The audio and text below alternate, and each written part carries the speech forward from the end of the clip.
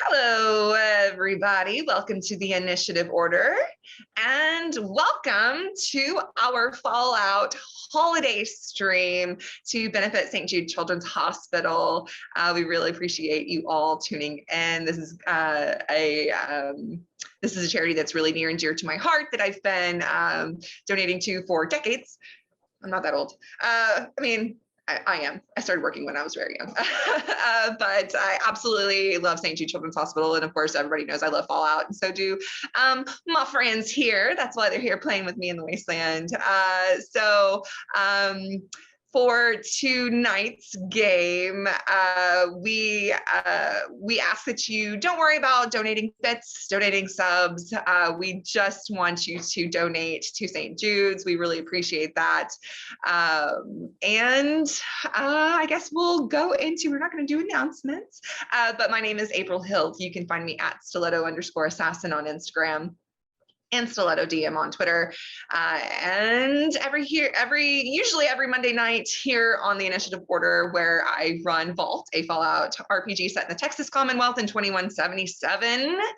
But holidays, schedules, things have been happening. So stay tuned. Watch when we're live. We really appreciate all the views and stuff. So let's go around the room and don't introduce your characters. Just tell us a little bit about yourself, where we can find you, and all that jazz. We will start with Shelby.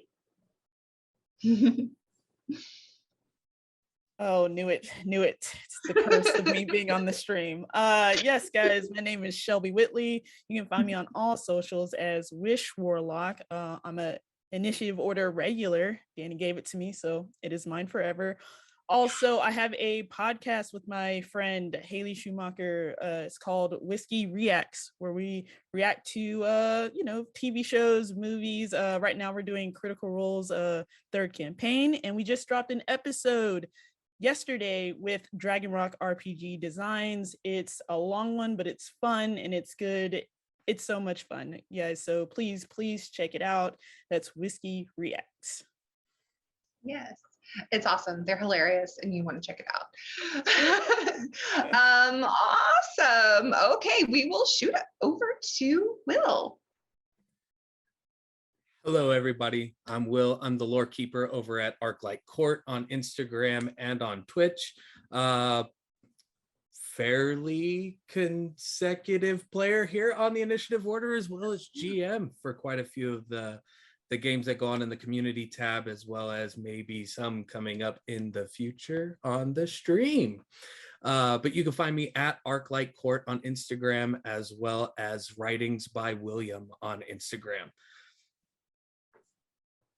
I just noticed that everybody's a little jumbled up, so I'm going to fix that real quick, and we will go over to, because I was looking at it and I was like, that's not right. I guess we'll go to Sam next. Hello, I'm Sam Sterling. You can find me on the internet at Hey Sam Sterling. I think it's been a while since I've been on the Initiative Order, but I love you guys, so I'm glad to be back. And I've never played the Fallout TTRPG before, but I'm real excited to do so.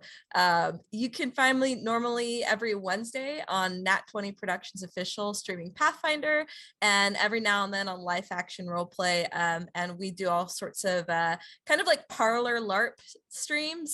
Great.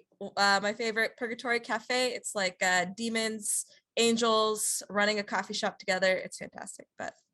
So I'm excited to play with y'all today. Glad to have you.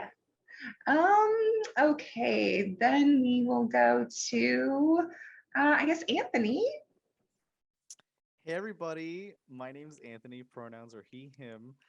You can find me, it's actually my first time on the Initiative Order, and I'm super excited to be here. Was it? I thought you guessed it up. No, I guess you did. No, I guessed it on yours. You never guessed it on mine. That's what it was. So I'm happy to be here playing Fallout, just like April and I were doing last time.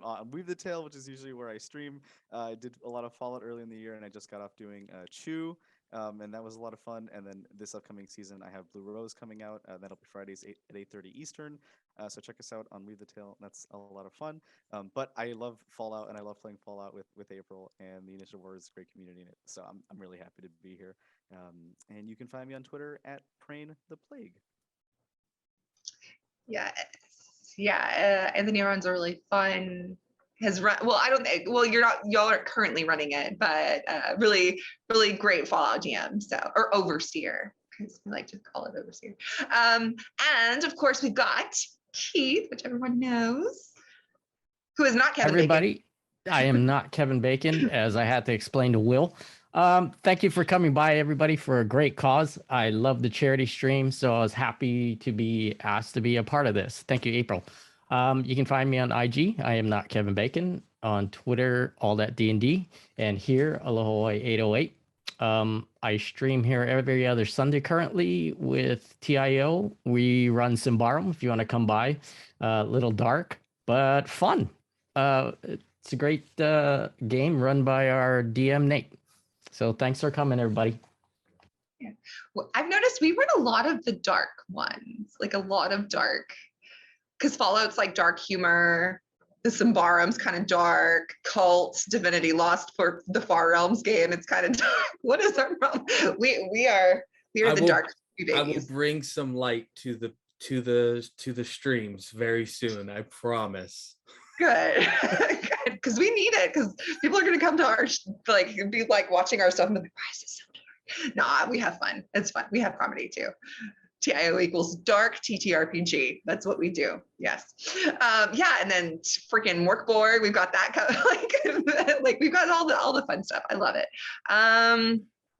Who messaged me on here? Oh, thanks, Danny. Danny just noticed, and I was like, I noticed it before I even saw you said that. Anyway, yes, at any time during the stream, if you want to hit that link to donate to St. Jude Children's Hospital, we would really appreciate it. I'm used to going to our intro screen, but this is a one shot, so we're not going to do that. So we're going to dive right into it. All right, the year is 2100. It has been 23 years since the Great War and the bombs fell. The area of the Texas Commonwealth, formerly known as Arkansas, was lucky enough to not be a direct hit site for the large nukes that ravaged the rest of the world. It did, however, suffer numerous missile strikes and nuclear fallout from the surrounding areas. A small settlement comprised of the remainder of a pre-war orphanage has been looked after by other small settlements since the discovery of its existence. This settlement, where the children are, it was formerly known as Taunted Town, which is a real place in Arkansas. I think I said it right. But it has been renamed since then to Tot Town. And as the holiday season approaches, you've decided that these brave children deserve to experience the pre-war joy of gift giving and merriment. Luckily, one of you in the party knows of the headquarters of Wally World, a pre-war commercial goods store that is located just a few days' travel away. Which, by the way, if you didn't know, in Bentonville in Arkansas, that's where Walmart originated from. But this is Wally World. This is Fallout. So can this group of wastelanders bring the joy of the season back into this wasteland for the children? We start our story in the settlement of West Fork. All of you have been a part of this settlement for, some of you might have grown up here, some of you might have come here recently. One of you is not amongst the rest of you. They will be coming in momentarily. But you all, it's the middle of the day, you all have your duties and things that you take care of around the settlement. We will start with, Skippa, can you tell us what you look like and a little bit about your character? Yes. Well, hello. My name is Skippa Long. I am a Mrs. Handy Robot. My previous companions named me Skippa. They thought it would be funny because I have no legs. Yes, instead of legs, I just float around on a thruster, but I do have 3 arms, which are very useful for things like picking up heavy items. Also, a flamethrower, buzzsaw. Yep, I can also see behind me at all times. So you did choose a pincer arm, so you can pick up things. Some people don't. I love that you have a pincer. I love Grabby, it. grabby. Grabbing. We also have the doctor, Dr. Victor Lumas. Lumos, yes. Lumos, yes. Lumos. Dr. Lumos looks to be in his early to mid 30s, a shock of white through his brown hair, lab coat still worn over a bit of military chest plated, like a bulletproof vest almost. He carries a small medical supply kit with a few bits and bobs inside there, as well as his trusty 44 at his side. Awesome. And is it Zarba. Zarba? I should have asked you all right before we went live. This is better. It's great. Just for pronunciation, but Zarba. It's fun. Zanzibar, Zarba. So Zarba is a green super mutant covered in what appears to be like vault dweller rags, strewn over rusted raider metal torso and right arm armor. The super mutant has sort of a like space helmet, or like you can't tell if it's a space helmet or a fishbowl. Could be one or the other. And it's just generally working and tinkering on nearby construction, repairing, and just looking up at always like at the moon and in the sky. Awesome. And of course, what? No, I'm obsessed with space. You're obsessed with space. Dry. And Saren. Tell us about you. Did I say it right, Saren? Yes, it is Saren. Yes. So Saren is a very lanky, very tall woman.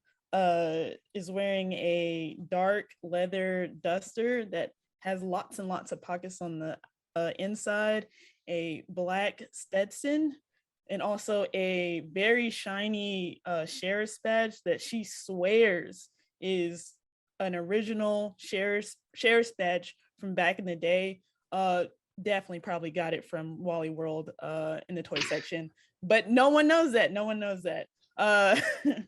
She also has a very trusty 44 in her hip holster. Also may have other weapons hidden around somewhere, but you always see the 44 on her hip. Very fast talking, fast shooting gunslinger who always gets into trouble. All right.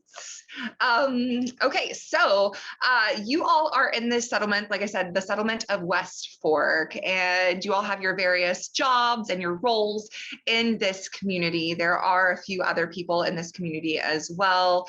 Some of you are kind of new to the community or traveling through, but yeah, what are you doing this fine December morning?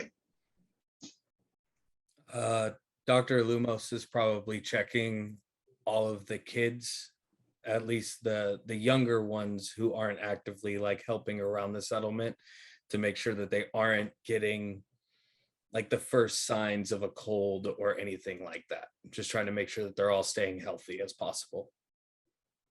Awesome. So West Fork is close to the orphanage settlement, but the orphanage settlement is actually the orphanage settlement only has children in it. That's why all of the settlements around the area take care of them. They refuse to have They refuse to have adults in the settlement. And as soon as someone turns 15, they are expected to go out and join other settlements because only children are allowed to be in the settlement. Then But you would have children in your settlement, a few, but yeah. Just tending to them, making sure that they're not showing any signs of getting sick anytime soon, especially with how cold it's starting to get. Yes, it is quite cold. So you see the doctor going about. I would hope that COVID would be over by 2100, or maybe it never made it to the Fallout world. Jinxing it. Yes. I'm going to knock on wood. Yes, the doctor is going through tending to families that are dealing with the cold season and whatnot. What is Saren, Skippa, Zarba, what are you doing? Oh, I'm participating in my favorite pastime, which is moving heavy debris to the other side of the settlement and stacking it. I just do this occasionally from side to side when there's nothing to do. Conveniently, this stack of debris, others have told me, looks kind of like a Christmas tree, the way I've just coincidentally stacked it. So that's a benefit I hear. Saren, oh, go ahead. Sorry. So Zarba's just going to be basically going around to the settlement and making sure that all of the life support systems around the child settlement and like all the batteries are like good. I'm always like very anxious, especially like in the winter, about them like losing heat or something, and so want to make sure that they're well taken care of. And then I just see like this Miss Handy just stacking metal on the other side after I get up and I'm like covered in grease and oil and I'm like, what? And so, Do you want a piece of debris? I will definitely watching this. Yeah, definitely watching this and taking bets with some of the other settlers to see how long this is going to keep going and what exactly Skippa is doing. Probably supposed to be working on something, definitely ducked out and I'm watching this instead. It looks like she's putting together a Christmas tree. One of the older women of the settlement who has been around since before the bombs fell, she survived. She remembers Christmas and is kind of taking note of the shape and what's going on. And she's telling this to Saren. Do you remember Christmas? Yeah. I saw a green thing at a store once, right? And it had red and other green things on it. And you're supposed to like eat these, right? As I show her. Where on earth did you find such a delicious treat such as this? I won it in a card game. Somebody was a card game. My goodness, I haven't seen a candy game. That's a candy cane. Oh, is it? Why do they call them candy canes? Oh, well, that's a good question. I guess because it's in the shape of a cane and it's made of candy. 50 caps and I'll give you this one. Did you say 30? No, I said 50. What? 50? I mean, probably the only one left in the world. In the whole world? Yeah, the whole world. Don't you want a cane? All right. Candy? Yeah. Why don't you do a barter charisma check? So you're going to roll 2d20, and you're going to take your barter skill, whatever number you have in your barter skill, and your charisma skill. Add your charisma and your barter skill together, and that's the number you are trying to get at or below. Okay, it's 3 plus 6, right? Okay, so yes, so 3 plus 6. So you will have, so you need to get at a 9 or below. And we'll set the difficulty. I mean, 50 caps for a candy cane. What kind of relationship would you say that you have with Ida? Ida is the lady that you're talking to. What's your relationship with her? Um, She's probably, yeah, an old woman. So I probably don't mess with the old woman too much. So I leave her alone. I mess with other people. So I'm probably a sweetheart. Oh, to her. Okay. To her and only to her. But Ida knows this. So she's okay with it. Okay. So I would say that Ida thinks that she's getting a good deal out of this. I will set it only for 50 caps for a candy cane, only at a difficulty of 2. So you have to get 2 successes. If you would like to, you can spend an action point or 1 action point to use another. So you can have 3 d20s to roll. Would you like to? Do we have any? We have full action points right now. Okay. Zarba is keeping track of our action points. I'm only gonna use 1 gang. Okay. And get one extra d20, right? Yeah. Yes. So you'll be rolling 3 d20s, and you need to get at or below a 9 twice. Cool. No. Oh no! Did you get On. any? That's a 6. That's a 1. Ooh, okay. Our first roll, you got a critical success on our first roll. So that's 3 successes. So back up to 6. So yeah, you get right back up your action points. So that's fantastic. Well, you're probably right. There's probably no other Christmas trees or candy canes. That's what we're talking. There's probably no other candy canes out there in the wasteland. 50 caps. I mean, you are such a sweet girl. I do have a stash, and it would be so nice to taste one again. And her eyes light up and really big. Just give me a moment and let me head on back to my house, and I'll take your time, Ida. You take your time. All right. And she turns and she's kind of hunched over, and she's, doing her little scoot and shuffle through the, why did my camera all of a sudden go up? She's doing her little scoot and shuffle to go back to her house to get the 50 caps for you. Dr. Lumos is going to make his way over to where Saren is, kind of like wiping his hands away with a little bit of like whiskey before handing it over to Saren. Oh, thank you. We can make those, right?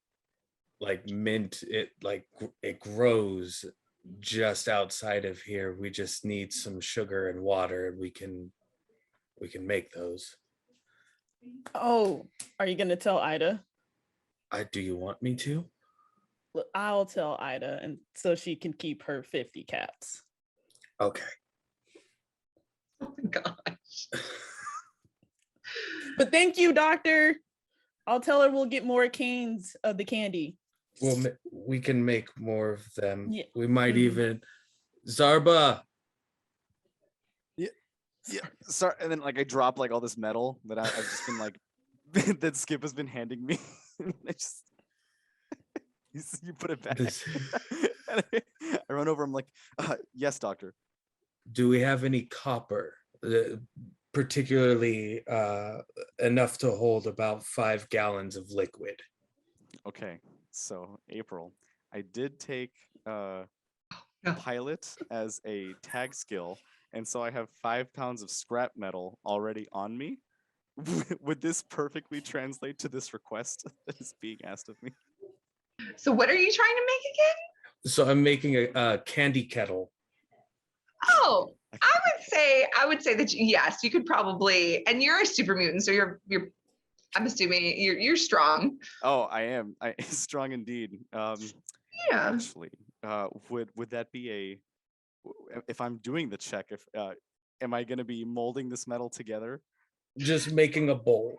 Okay. If the scrap you have is already in a bowl shape, I'll give it to you. But if you would like to roll for crafting, I would absolutely let you for flavor. Yes. Awesome. I would love to use strength as the special if possible to. I agree. To mold. Yes.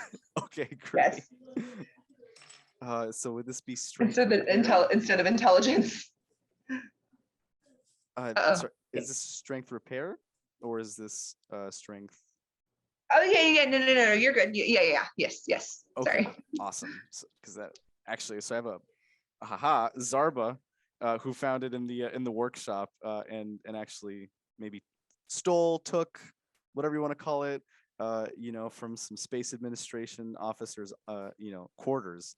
I did take a multi-tool, and I also took a deluxe toolkit, and I believe that might reduce difficulty by.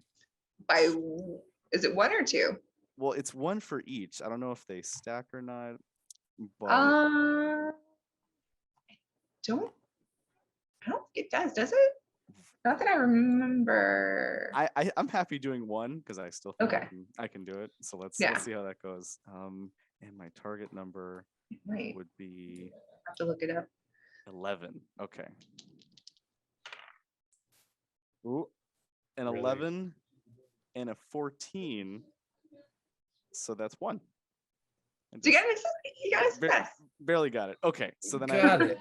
I crush the candy kettle into shape and then hand it to Saren and say, nice to meet you. I hope this serves your death candy well. Look around for wherever there could be like a campfire or something that may have been set up for cooking. And I'm gonna have Zarba kind of set it right above the fire, kind of make something to hold it up above the flame. How much of that alcohol do you still have? To Saren? Was it the whiskey you just handed me? No, the other one. Oh, reaches into my. How many do you need? I have 1 flask here. The right one now. flask should be enough. Okay, hold on. Here you go. I just took a sip. All right. You should be enough, right? Yeah. Yes, this should be more than enough. I'm gonna look for water of any kind and then try and pull some of like sprig mint leaves that are in the area. I'm gonna boil the alcohol down to where it's just the sugar content left, and then add the water and then add the mint to it. Why don't you and you will notice that the fire is not lit, but there is a little camp, like a little roasting station, a little campfire station that has a pot and everything. But luckily, you know somebody that can light that fire, so shouldn't be a problem. Miss Skippa, Yes. I require assistance. Oh, absolutely. My favorite. She's just gonna like float along, like hold out her 3 arms. She's got the pincher in one, the buzzsaw in the other, and the flamer on the one in the back. What do you need help with? I specifically point at the flamethrower. I said, just a touch, just enough to get the fire going. She uses her pincher arm. She says, "This many? This many?" Right in the middle. I'm behind the doctor. Oh my god! All right. I'll rev up the flame arm and light a moderate fire. A moderate fire. Okay. Should I make you roll for the fire? You know what? I'm just gonna do something fun. So you're not doing this many. You're doing Middle. I could tell there was Middle. some disagreement in the level of fire that I should produce. So I'm going to take an average. okay. Good. How about go ahead and roll a d20.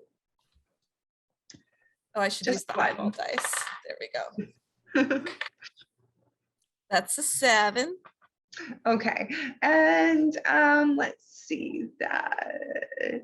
Okay, good. Go ahead and roll 1d6. That's a 5. Oh, okay, cool. All right. So you take out your flamer arm and you're pointing it right at the fire pit that has the bowl and everything constructed by Zarba on it. And you can see the doctor is kind of standing kind of close by the fire with Saren and Zarba. So the doctor is standing by it, and Zarba and Saren are standing behind the doctor. And you shoot forth the flame from your flamethrower arm, and it's a little bit intense, and some of the flame actually shoots off the cauldron and onto the doctor, dealing 1 point of physical damage to his torso. But do you have any kind of physical damage resistance to your torso? I have a physical damage resistance of 4 for my torso. Okay, so your shirt and your coat get a little singed, but luckily you yourself do not take any damage. But now you look a little roasty toasty and you've got some burn marks on you. Oh dear, that was spicy. Thank you for your assistance, Skippa. You're welcome. And as you're putting the little flames out on your jacket and the fire is now roasting, you all see coming into the settlement someone that you've never seen before. Ghost, please describe yourself. So I'd be walking up, you'd see someone in like light tan, khaki combat pants, this field jacket with the Task Force 141 patch on. The comm headset is still on, the full get up to hide who he is. And he's coming up and he's walking, and you kind of remember movies, and you're like looking, and it looks like this badass scene from a Jerry Bruckheimer movie in slow motion. I'm coming up, and then just as you think, wow, this guy's amazing, I look over and I grab my head. What are you doing? And you see me walk out of view. I bend down and I kind of reach in and I pull out, and it's a light tan lab. It's got these kind of perky ears. It's got light armor on, and I'm looking at it quizzically going, bloody hell, what are you doing here? We talked about this. And if Danny's on, I apologize for my shitty British accent, because yeah, that's not my forte. So I reach down and I look at the dog's mouth, and it's like, is that a hand? Oh my God. And I start prying over the dog's mouth, grabbing the hand, throwing it on the side. And it's looking up to me. The tail is wagging. The ears are all perky. She's just happy. Yeah. So then I continue on and tell her to follow me, and I keep walking up the road towards the rest of the group. Saren, I believe that badge comes with some kind of authority. Oh, right. And I just pull out my gun. Stop where you are right now. Whoa. Why so hostile? It's just a dog and I. We're just here from the next town over. State your purpose. I'm supposed to drum up some people to go to this Wally World Annex. Doctor keeps trying to push Saren's gun down. Is this not what? No. Okay. And I look over at the doctor, and I'm like, naughty. There's this thing called Christmas. I'm an old chap, and it used to be a thing. It was shite in my house, but for these kids, it might be everything they need. And I am here to find some volunteers. Like the thing, what did Ida call it, Saren? That Skippa was working on. Oh, yes, Christmas tree. Does it You have have to a do with tree? Well, Yeah. I point to the metal do. thing. And I It's nod over. tilting a little, just so you know. That's a great replica. It does resemble Christmas past. Can I put my hands down now? Yeah. The gun's down, yeah. Ida comes toddling back out, and she has you can see dust being kicked out by her little shuffling feet, and she you can see she has a pouch that looks to be an old coin purse that has the little snap on it and everything. Excuse me. And she has something else in her other hand.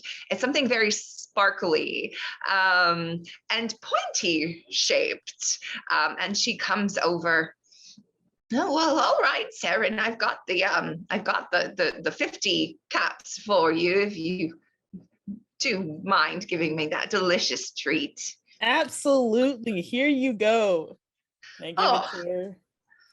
And I take the 50 caps as I like see if the doctor's watching, because I want to do this without him seeing it while he's preoccupied with the stranger. Yeah, I'm looking directly at Ghost. I haven't paid any attention to the interaction.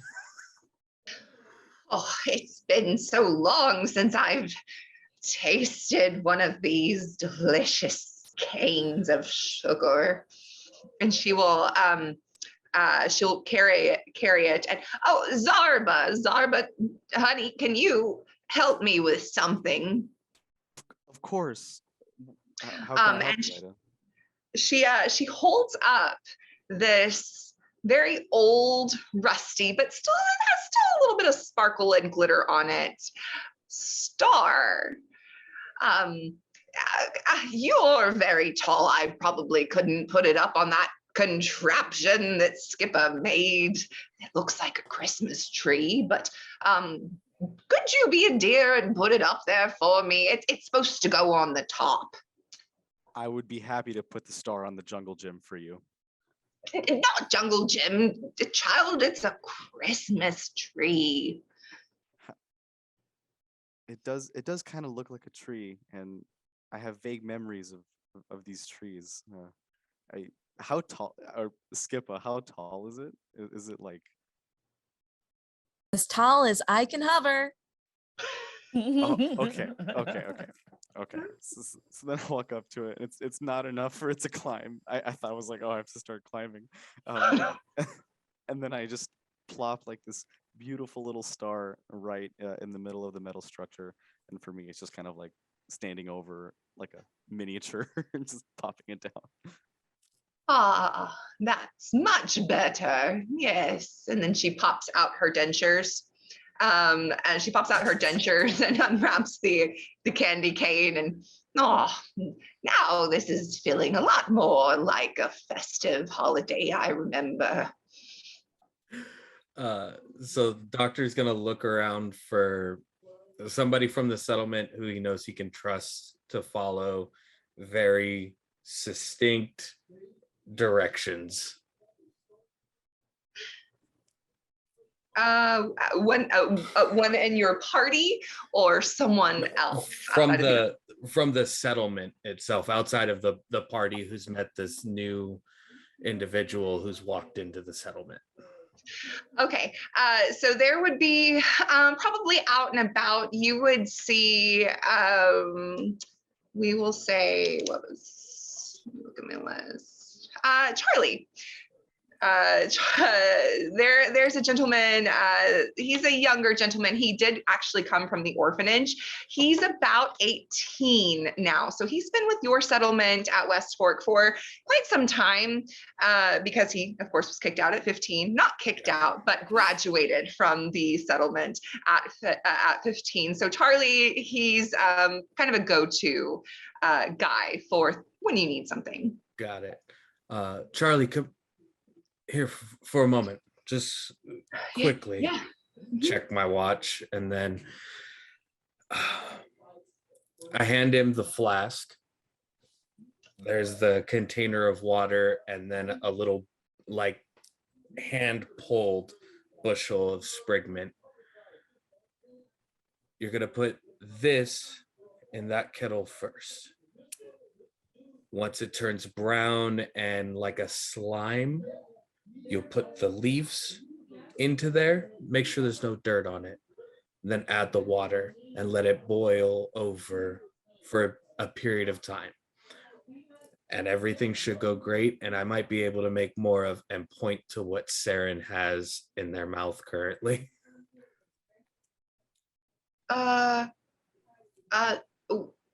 Doctor, what is that? It's Cane of candy. candy. It's What is sugar, candy? a sugar-based edible food. Doesn't really give a lot of nutritional value, but it does taste amazing, right?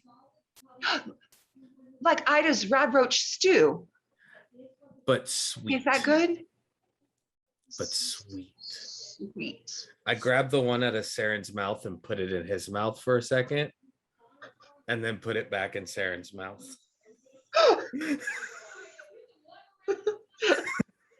Praise that there be no COVID in 21.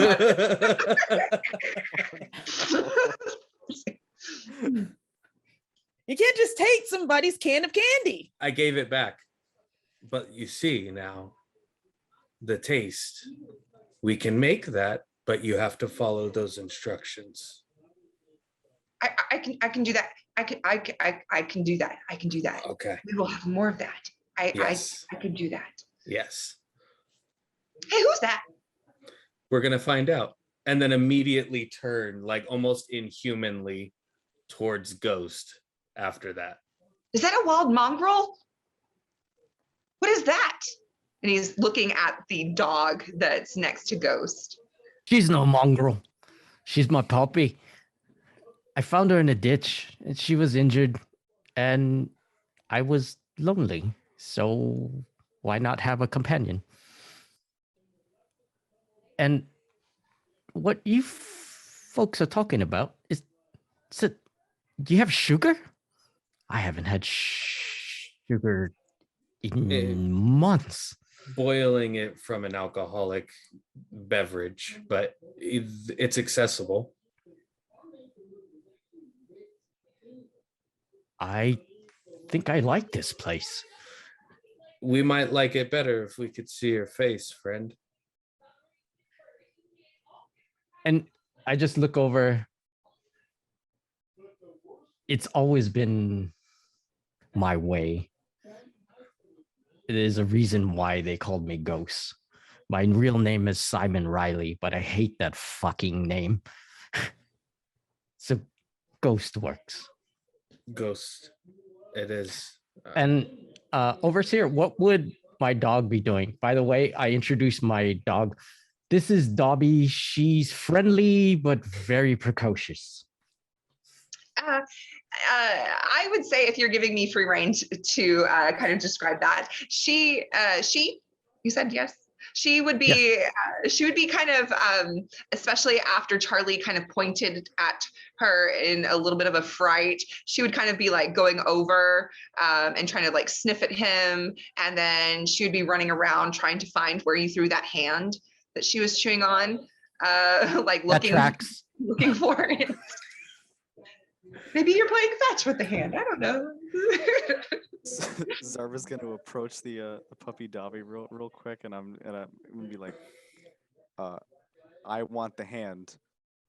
Would you like some Brahmin meat?" And try to like trade with the dog. For the And she's pawing at it. I think that's a good trade, Dobby. She'll kind of look at you, look at the meat, look at the hand that she's now dropped. Just start sniffing the Brahmin meat. And she'll just just immediately chomp down on it and like rip it from your hand. Dobby, that's rude. My apologies. Oh, it's quite okay. I was just trying to get to this hand, and then I just take it. And then I just take it to a nearby little freezer and I pop it in Zarba's stash. Oh yeah, because you're super mutant. You're full on super mutant. Wait, what? Yeah, so I do the dog head tilt and He watch him eats do that. this. He eats that, Saren. But I don't, no death. This is just what I find. Like this hand. We found it. Who knows where it came from? How long have they been living with us and eating dead people? Was that Zarb- something we just weren't going to talk about? We've Did talked. everyone know about this except for me? This is the 4th time we've talked about this, Saren. Was I drunk? Yes. Damn it. Like, but we can have meat, human meat for now. And then I just go to the cauldron and I take like a small vial of like the candy substitute. And then I, kind of stir it and mix it and just make a quick little like rough cane. And then I just pour a little nuclear waste on it because I'm immune to radiation. It gives it that kick, the spice that Skippa talked about earlier. It reminded me. And Not then I around just Charlie. Not around Charlie. Not around Charlie. yes. I'm sorry. And then I keep the nuclear waste like this way, so I'm glowing green on the other side while I start eating real quick. Is Oh my nuclear waste your hot sauce? Yeah. There's a lot of it. I could just go down a local pond and there's like at least a little fluorescent river of green every spring. Where's my flask? It's right. I hand it back to Saren empty. This is why you drink. It's empty.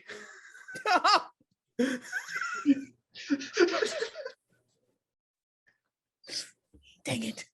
So, Ghost. I'm Dr. Lumos, Victor Lumos. I help tend to the sick that are around here. Saren is our sheriff. Zarba is our Zarba. And Skippa helps in every way she can. Skippa just rotates around 180 degrees from starting another tree-shaped debris pile, and is like, did you need the flamethrower again? No, I appreciate it though. Thank you, Skippa. Saren, I can light your shots. I head back to where I'm staying to get more alcohol. See you soon.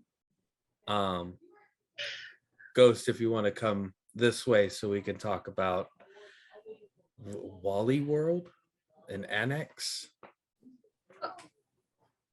I knew a Simon once. She was like eating her candy cane, looking at the tree. I just watch the goings-ons and I start walking towards the doctor, and I call Dobby over. Come here, girl. We're going this way. When are those canes gonna be done? Once the mixture comes to a rolling boil and then cools, we'll lay out a form or a cast, and then we'll have them ready. But let's talk about whatever this annex or supply house is. I want to lead him to wherever it is that I kind of stay at in the settlement. Okay. You would have been there long enough that you have your own little shack that's kind of makeshift, that you have supplies in, and that people come to visit you when they have an ailment or something like that. So. Okay. As I open the Volkswagen Beetle door sideways and then step inside, roll the window down a little bit as Ghost comes in, I'll close the door and I'll put my gun on the table, little makeshift workbench area away from me, and I'll show him there's nothing else on me. On my right hip would be my sidearm, and since you have a firearm, you would see it as a 10 millimeter, and on my left thigh is a knife. And I look over at your piece. You like the Clint Eastwood special, I see. It's it matches Saren's. It was a gift. Oh, a match set. But so this just to settlement show. seems to be a lot more sophisticated than most of the places I've been to. Congratulations on what you've done here. We try to watch out for one another, keep each other safe and well looked after. A part of that is accepting who we all are and respecting who we all are. I'm gonna pull my face covering off and show Ghost that I'm a synth.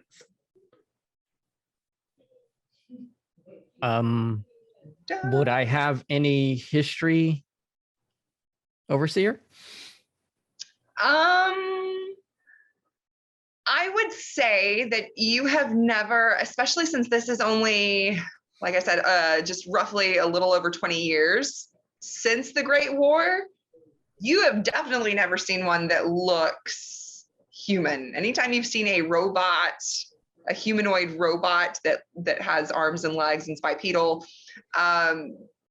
they look like a robot. You've never really kind of seen one that has a human face that they can take off. Okay. So I kind of get taken aback. You're not human. No, I am the personality, intelligence, memories, and ideas of a doctor that was placed within this shell. I have a mission and I have a goal, but the safety, well-being of other beings and people is what comes first. And if this annex means safety and well-being for the people here, then I believe that we would all be very interested in helping you. And I'll pull the faceplate back on. You should really do that a little more subtly, like introing it before you pull that on someone who's never seen that other than androids in this old movie set called Alien. There are only 4 others in this settlement that are aware of what I am, 3 of which you have met already. But I wanted to show you that there was no harm before I did present this truth, since your truth is that you are Ghost and not Simon. So to be fair, I just pull down the shades, nod, and put them back up. How long would it take to get there? Overseer? To Bentonville to get to the warehouse. It's about a 12-hour walk. So depending this time of year in Arkansas, it's gonna get kind of dark early. There's not a lot of daylight, so it gets dark around like 5 o'clock. Zarba, did you have a Yes. So Zarba's gonna burst in sniffing. I smell the direction that we must go. The stars lead me, and this is where I'm gonna introduce my Pathfinder perk, where where if I do a survival perception survival check on any travel, it'll reduce the time needed by half. So 6 hours. Was Zarba just standing outside of my home and nobody knew?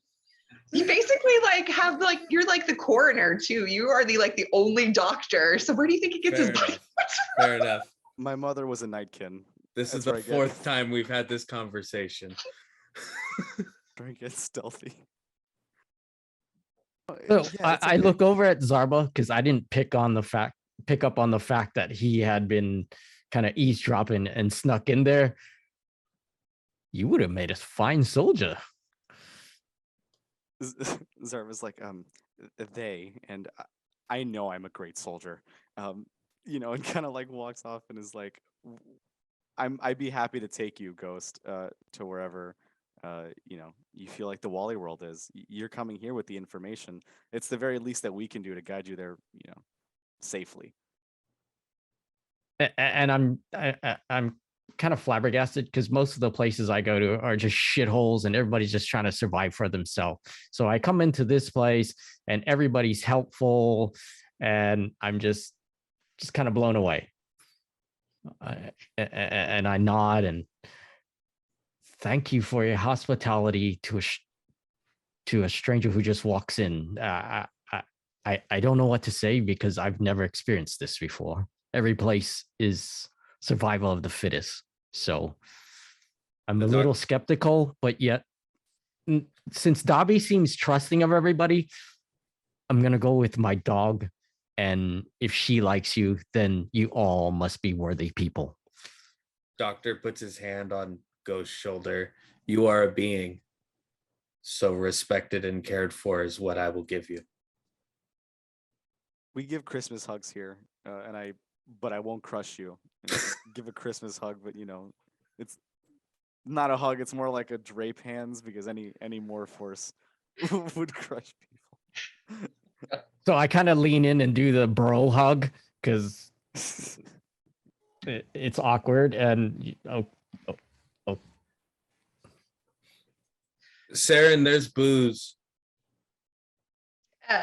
Yes, and so Saren has gone in and went to go get some more booze, and you can hear everybody kind of congregating outside of the doctor, now kind of stepped out, the door open outside of the doctor's quarters, and Ida has kind of gone over to Skippa.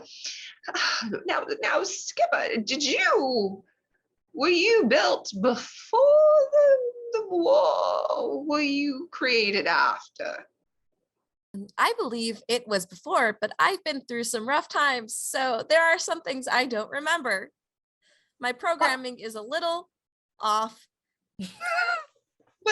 But you remembered enough to build this structure, so you've surely seen a Christmas tree or the holiday.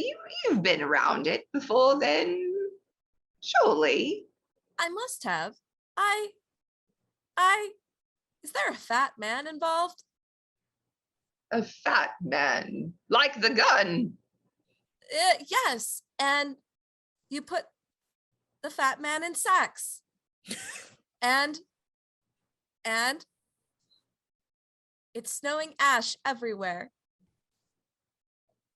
Oh, not the fat man, not the, and she kind of like, and pulled a muscle there doing that. No, you mean Santa Claus, I think. The man, red suit. That tickles my circuits. So I'm going to say yes. I remember Santa when I was a little girl.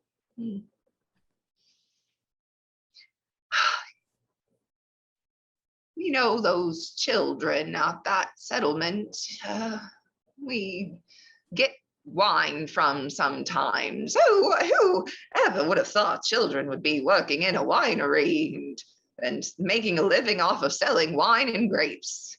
But those children, they deserve something more than grape stomping and growing grapes. That's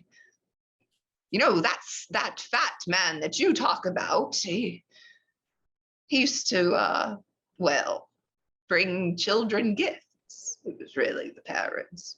Shh, don't tell The him. fat man would bring children guns? No, well, we're in Arkansas, honey, so yes, unfortunately, sometimes. My family never did. We were smarter than that, but yeah, no, toys like teddy bears and snow globes. Oh, you probably don't know what any of this is now, do you? Maybe. Saren, those candy canes that you, and she's like still gumming on one of them. They used to hang these on on trees and lights, and it was such a wonderful, magical experience this time of year. They didn't eat them?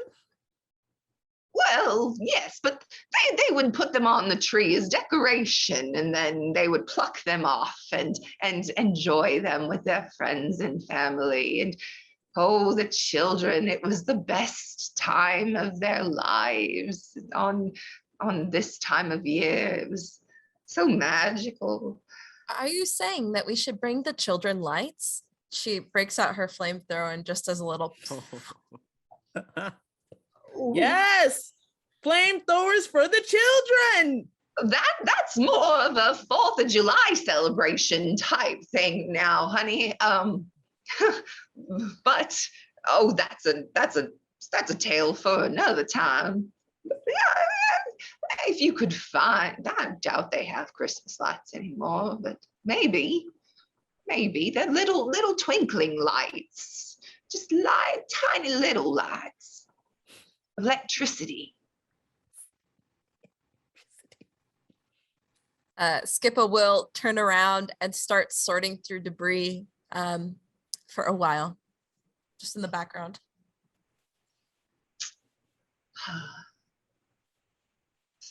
Saren, thank you for this. It was worth all 50 caps. She says it loud enough for Victor to hear. Son of a bitch. You charged her for the candy of canes. It's the okay. I had the real one. You are making the knockoffs. These are real. No, it's not, because what you're making, obviously, it's not real. Don't know the science to it, but I know it's not. Saren, I've been a doctor here. I know science. And I know the canes. So point at the badge of Dr. Victor Lumos that has the picture of the same face on it. It's like, I'm a doctor. I know science. I point at the sheriff's badge. And I know things. Go with Saren So- on this one. Saren's got the Thank you, badge. Zarba. Thank you. See? Boom. That's 1 for me, 0 for you, doctor. Yeah, I kind of nod, and she's got a point, Doc. Ghost agrees. See, Ghost agrees. Charlie, once that's done boiling over, we're going to carve that shape and then pour the liquid into that shape and let it cool. And then by the morning, we'll have as many of those as that pot makes. Kind of like when we make the bullets. Yes. Ammunition. Yes. But instead of small casings, we'll make them in the shape. I grab the one out of Saren's mouth again, and I go like this, but longer, and then put it right back in Saren's mouth again. So it's going to become like a shiv. We're going to make them into a sharp, but you can stabbing eat it. thing. But you could eat it. You would want to put a knife in your mouth. No, remember? And then I put it in his mouth again. And then out and back into Saren's mouth. Deadly, but sweet. I put my hand on my gun. I put my hand on Saren's gun.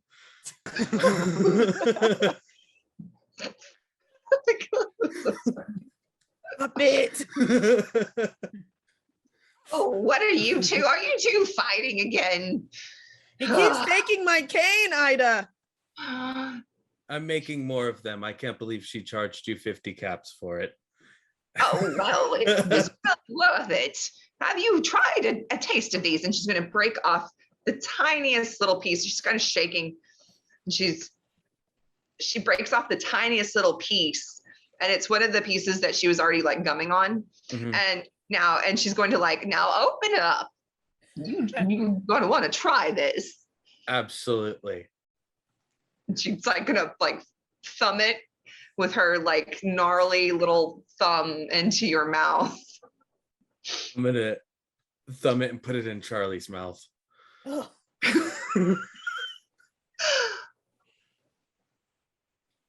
Thanks, doctor. Oh, well, I cover you'll Skippa's get some mouth. soon enough. I cover Skippa's mouth just in case anybody tries to.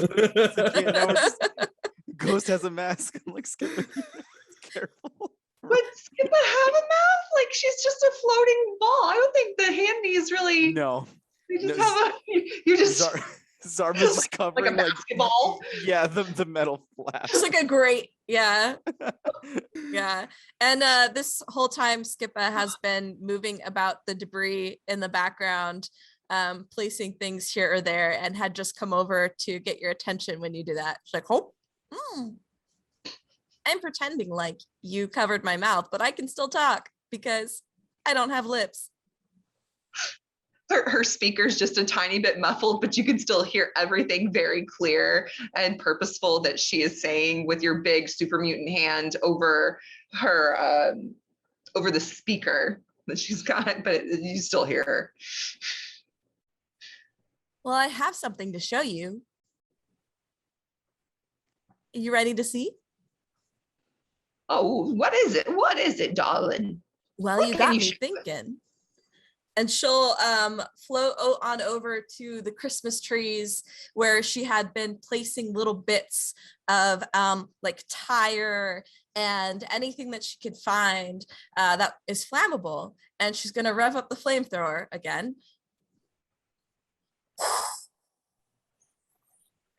Over the entire tree. And then when all the flames settle, there's little burning bits that look like lights on a Christmas tree. Oh, oh my. That not only reminds me of the beauty of the lights from the Christmas tree, but Burning Man. I know you probably none of y'all have been to that or know what that is, but whew, I used to be quite the looker in my day, and it was a fun time. You're still a looker, Ida. Oh, well, thank you, darling. Game. So my hand is still on Saren's gun. Last we left off. A ghost's dog has kind of like the hackles on her hair on the back of her neck have like stood up, and she's kind of like growling at the flaming tree that is before, and she looks very on edge. Ghost. All right, I'm gonna kneel down and kind of pet her, and just let her know that it's okay, girl. We're in a good place right now. Let's enjoy the time. See the pretty? She made the pretty for all of us. She kind of starts calming down as you're petting her and talking to her. And she just goes back to chomping on the Brahmin meat that Zarba gave her.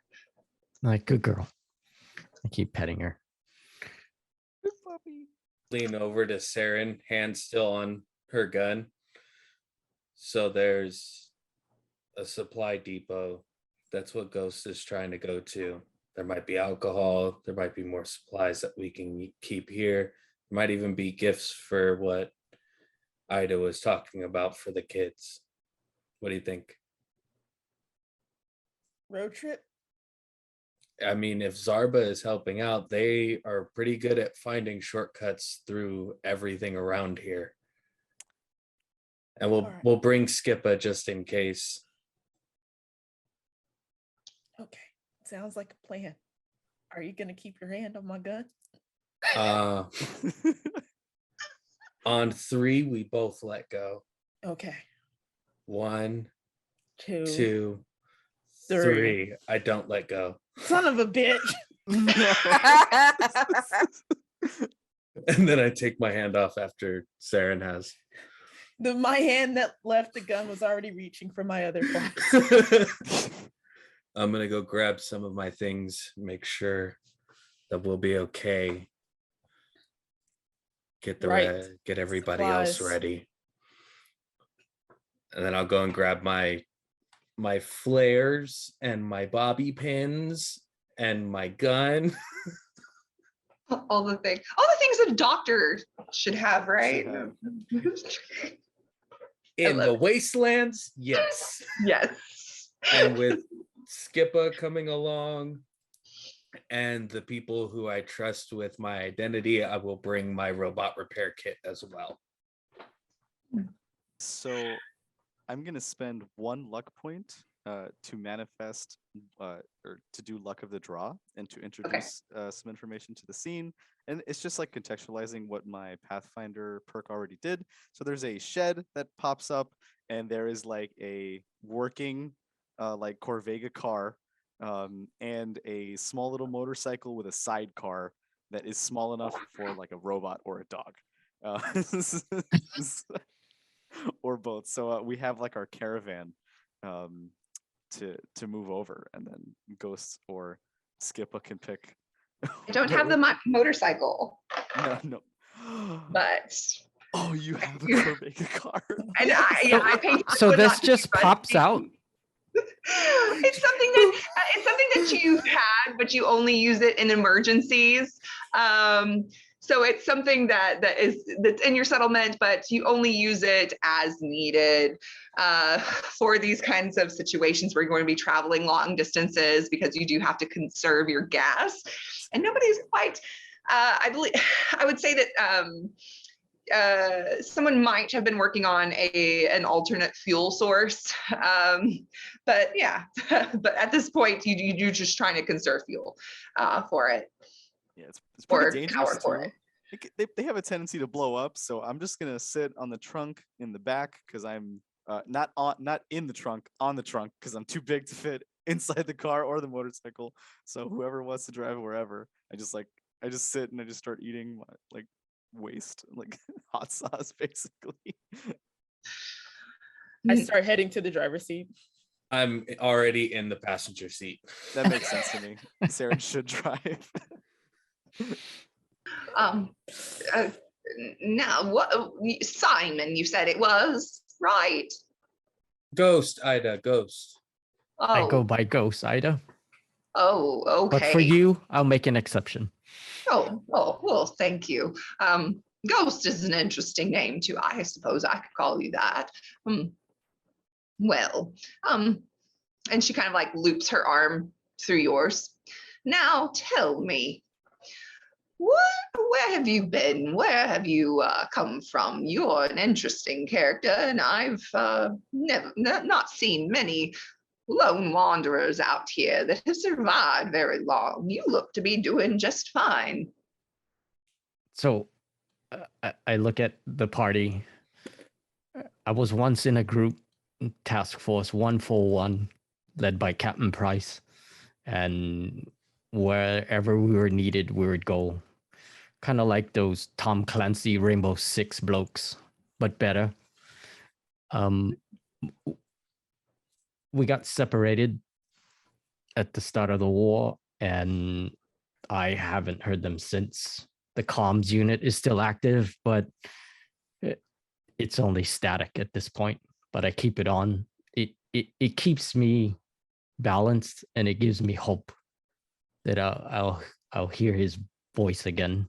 My guess is he's in some pub in England drinking a pint and raising it to my memory. And the next time I see him, I will punch him and share in that toast.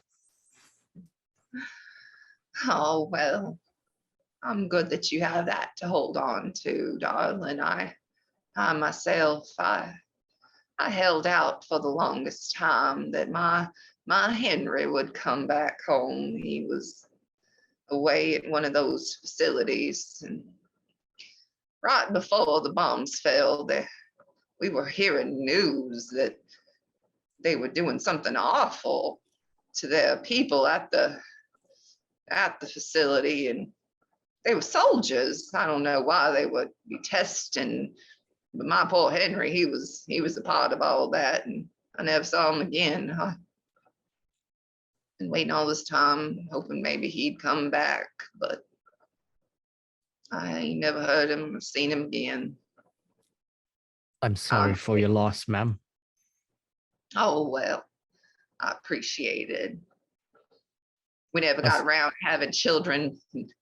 Oh, every time I get a chance, I love going out to that top town and seeing those smiling, happy faces. Oh, so good kids. You know, no parents out there. I never did quite understand why they operate the way they do, but they're thriving. Children are resilient. It's amazing. If they had a peak of my household, I know why they don't have parents there. So I respect them.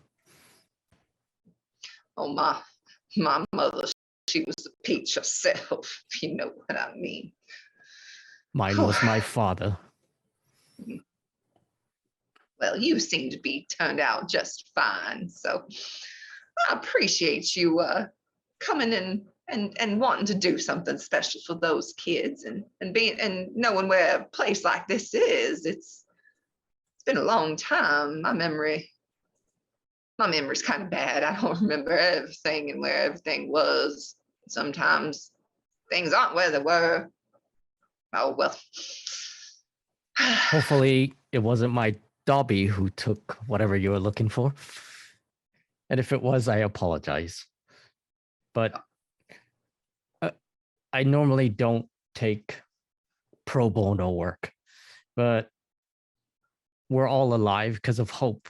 And these kids, they deserve it. They deserve that hope. So this one called to me. And Dobby. She's a good girl. Haven't seen a tame dog in years. At times. Was that a hand that I saw? She was chewing on. You did, ma'am. It was, ma'am. You know, Zarba, she kind of like points out, Zarba eats hands too, and she kind of scritches on Darby's. Ida knew too. You hear from the car. Dobby made a good deal out of that. 5 times. Ghost. If you know the way, we're ready to go. So one little ask, Overseer. Yes. Would there be an inoperable MP5 just laying around for flavor? Go ahead. You can use a luck point, and I will say there is. All right, I'm going to use the luck point, and yes. I see an MP5, and I look on it, and I hadn't seen one in such a long time. I don't even check it. I just put the strap on myself, and I look at the group, and now I have a machine gun. It was in the back seat of the Corvega. You see it. It's kind of like underneath on the floorboard when you're getting in, and you open the door and you see it. Saren, and I pull Saren's gun out and I put it in Skippa's claw hand. And now we have a machine gun. Wait. Give that back. The pincer. Just kidding. Here you go. Dang it. You guys can't just take stuff from me. I mean, they can because they did. But should they is the question. Damn it, Skippa. Are we ready to go? Who's taking the bike? I think Zarba is kind of on it, right? I was chilling Once on the back of the again. cart. I don't have legs. I guess yeah, Ghost could be in the back seat, and then Skippa can kind of like, and then I guess Zarba can just be like on the trunk, like all what's the now I'm blanking on the movie. Post-apocalyptic movie. Mad Max? Yes, like Mad Max, like just on the back, like yeah. Fury Yeah, Road. so yeah, y'all can just all go on the Corvega. It's cool. So yes. Now Zarba, you do me a favor. You watch out for Skippa. You know how she likes to wander off and start working on tinkering on things and whatnot. So make sure she doesn't wander off. Get her back here in one piece. Pull out the laser gun. Just just pull out the rifle.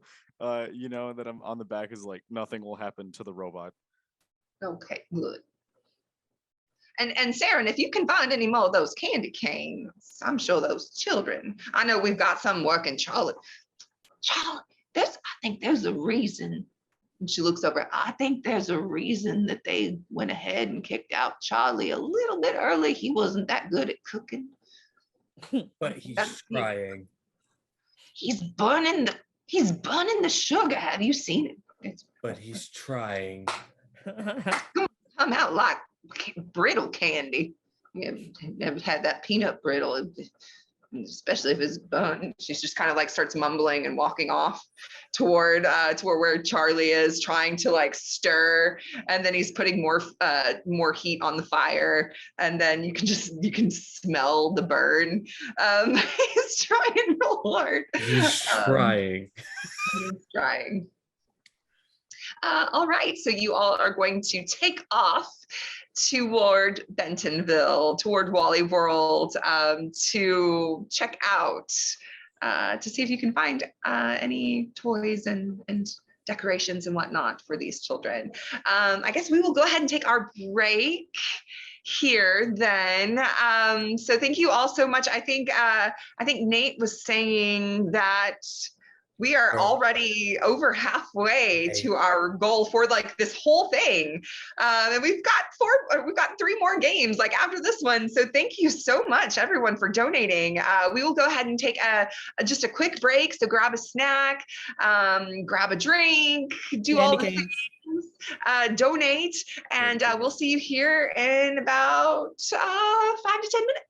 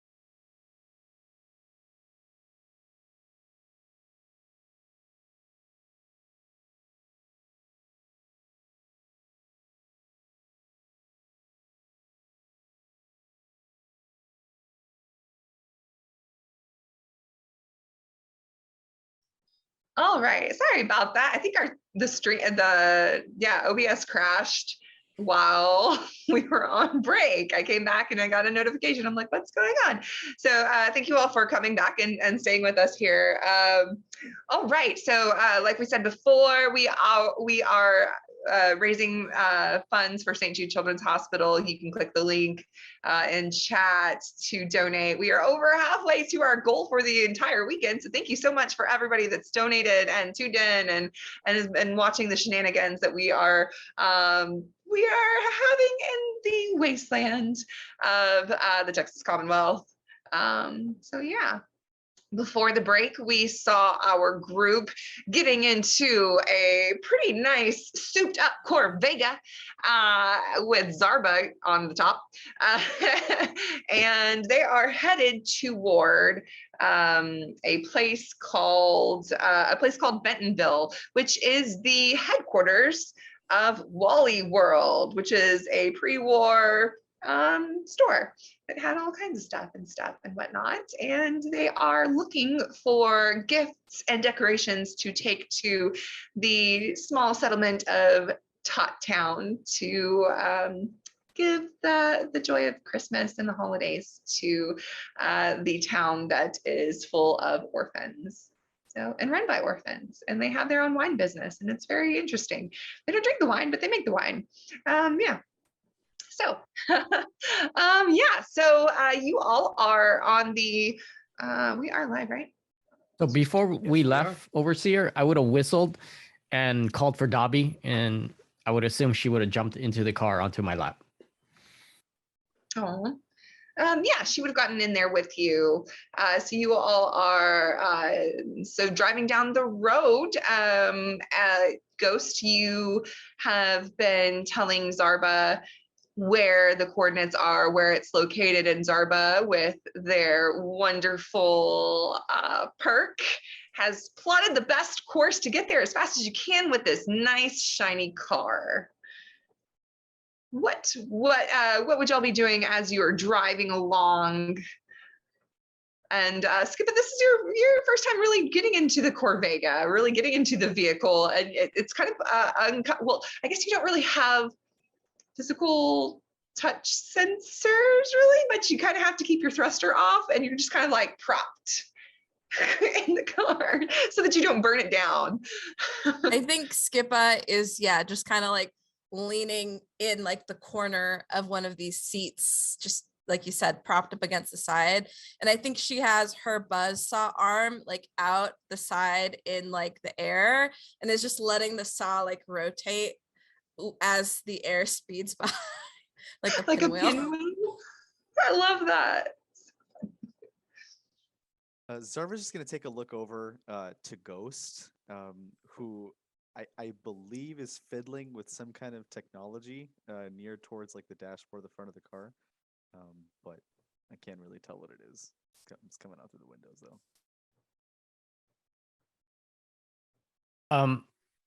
What would have that been, Overseer, that I'm fiddling with? Maybe your new gun. Oh, okay. Maybe your new hardware. Oh, so I thought that it's out of character. I thought that Ghost had a radio. I do have a radio. That's the comm unit. Yeah. Okay. Sorry about that, guys. I don't know. We haven't had tech issues in so long. What the heck is this? Yeah, so OBS just keeps crashing and coming back up. It's not my computer, so I don't know what the hell. So sorry about that. Yeah, so we've got Skippa with the buzzsaw out the window like a pinwheel. Zarba is questioning Ghost about the comm system that he has, and I'm assuming Saren and the doctor are poking fun at one another, and Saren still munches on a candy cane. And who was driving again? Saren was driving? Yes. Awesome. Okay. Awesome. Yeah, and there's the radio is a working radio. So as you turn it on, you You can hear there's static, but as you turn the station, you actually do find a station that cuts in and out a little bit. There's a little bit of static, but somebody out there on one of the stations is playing old Frank Sinatra Christmas music from somewhere out there. It's cutting in and out, and it's a little staticky, but it's there. Ghost, do you know how to make this play this better? So I'm gonna look at the dashboard radio, and I just kind of bump it once with my fist. Usually works with my shit. It kind of, and then it starts to. It's still a little bit staticky, but it's coming through better now. It's yeah, you can actually make out what the words they're saying now. So, Which song is it, Overseer? we will say it is what is it? Walking in a winter wonderland. Yeah, why not that one? I like that one. Oh, I know this one. This was a good one. Yes. Yeah, walking in a wasteland wonderland. There you go. Yeah. That's the one that's playing. I keep double checking that OBS didn't go down again. So sorry about that. I really appreciate everybody that's sticking with us through all of this. Yes, and appreciate the donations and everything, and the players here. So thank you. I'm sorry that we're having issues. I don't have issues ever. So yeah. Yes, you're driving along, listening to some Frank Sinatra. Any conversations or anything that you would be having during this 6-hour drive to Bentonville? I put Saren's gun back in her holster as she's driving. Keep grabbing her gun. I'm just checking to make sure it's loaded. I just want to make sure that if It's something loaded. happens. Okay, it was already loaded. I take it out. There's no reason, and I start waving it around, that you have to keep taking this thing out. Whoa, Look, whoa! But I put it out the window. put and I that back it in the off. holster. You're driving. I Do I don't move at all the whole time the gun's being waved in my face. Overseer, do I need to make a roll because I shot it out the window? You did. Yeah. Was that bad? No, I will say, was the window up or down? Oh,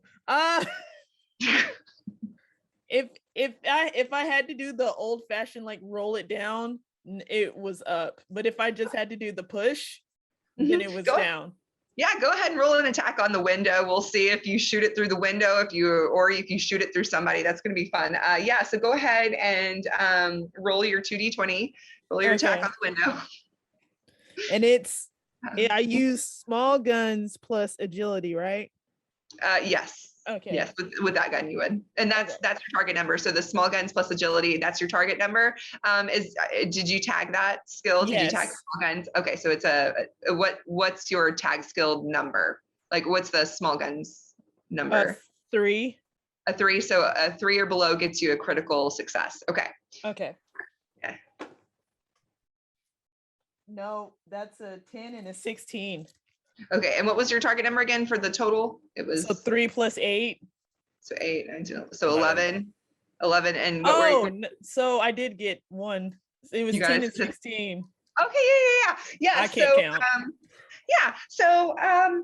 We will say that so that you take your gun and you go to pull it away and then you fire. Go ahead and roll. What's your damage on your gun? How many d6? 6. 66. So roll your 66. Don't add them up, but tell me the exact numbers. Okay.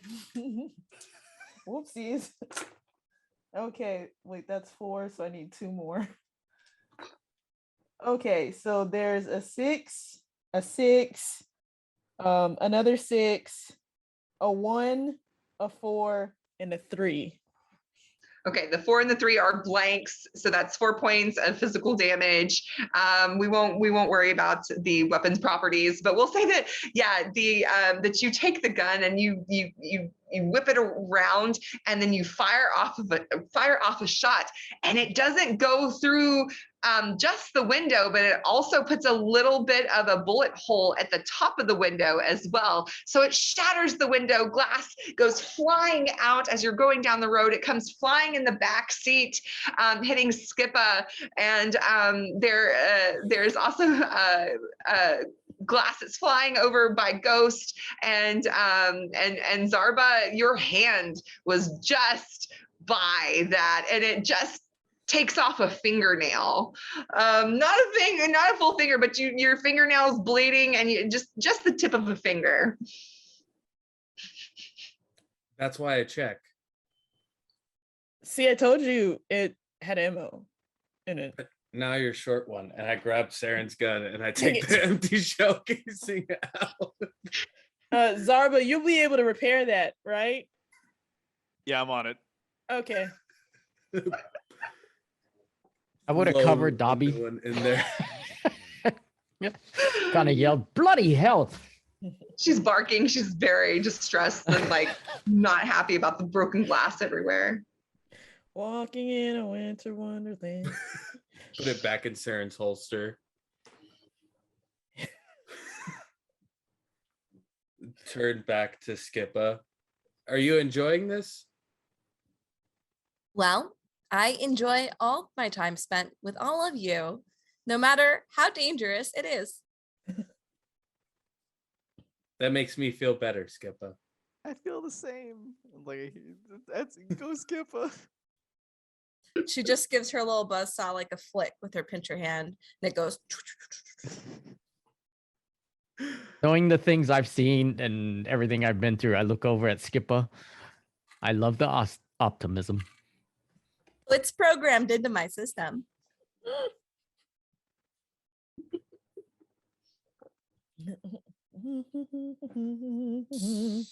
So, Ghost, is it still this way?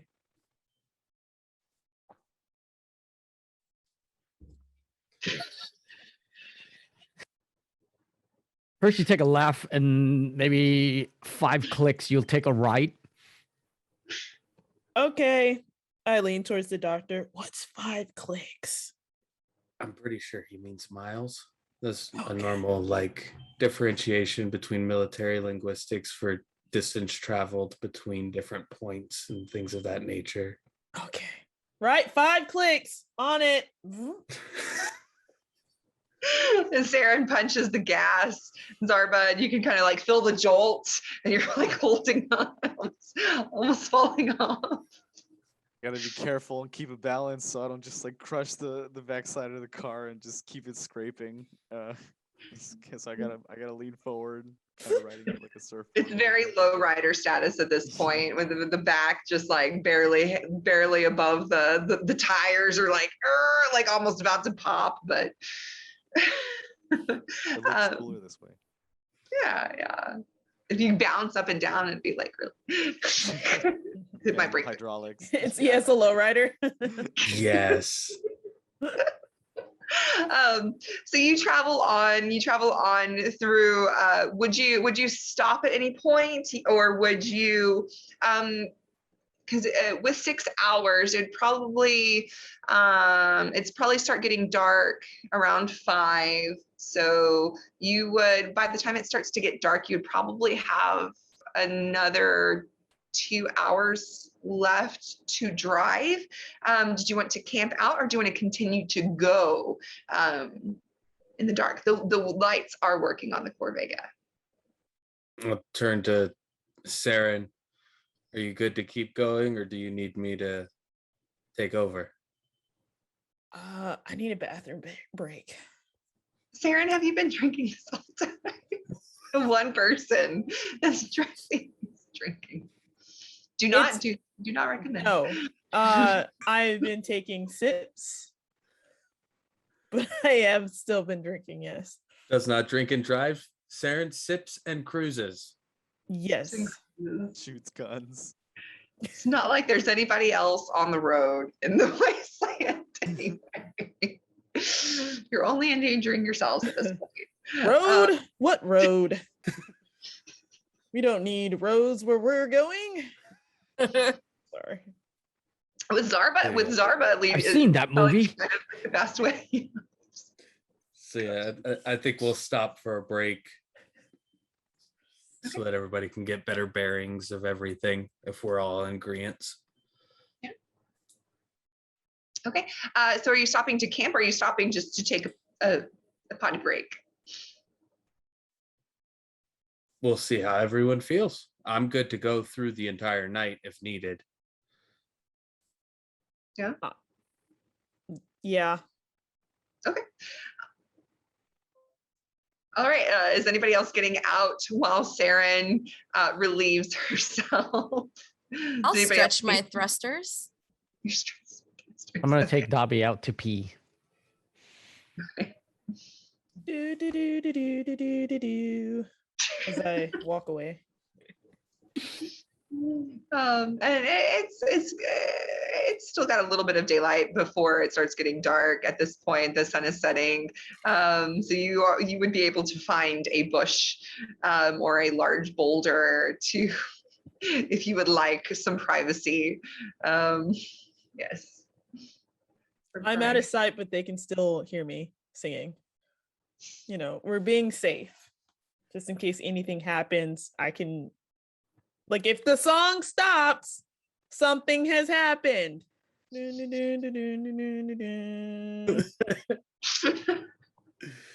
Yes,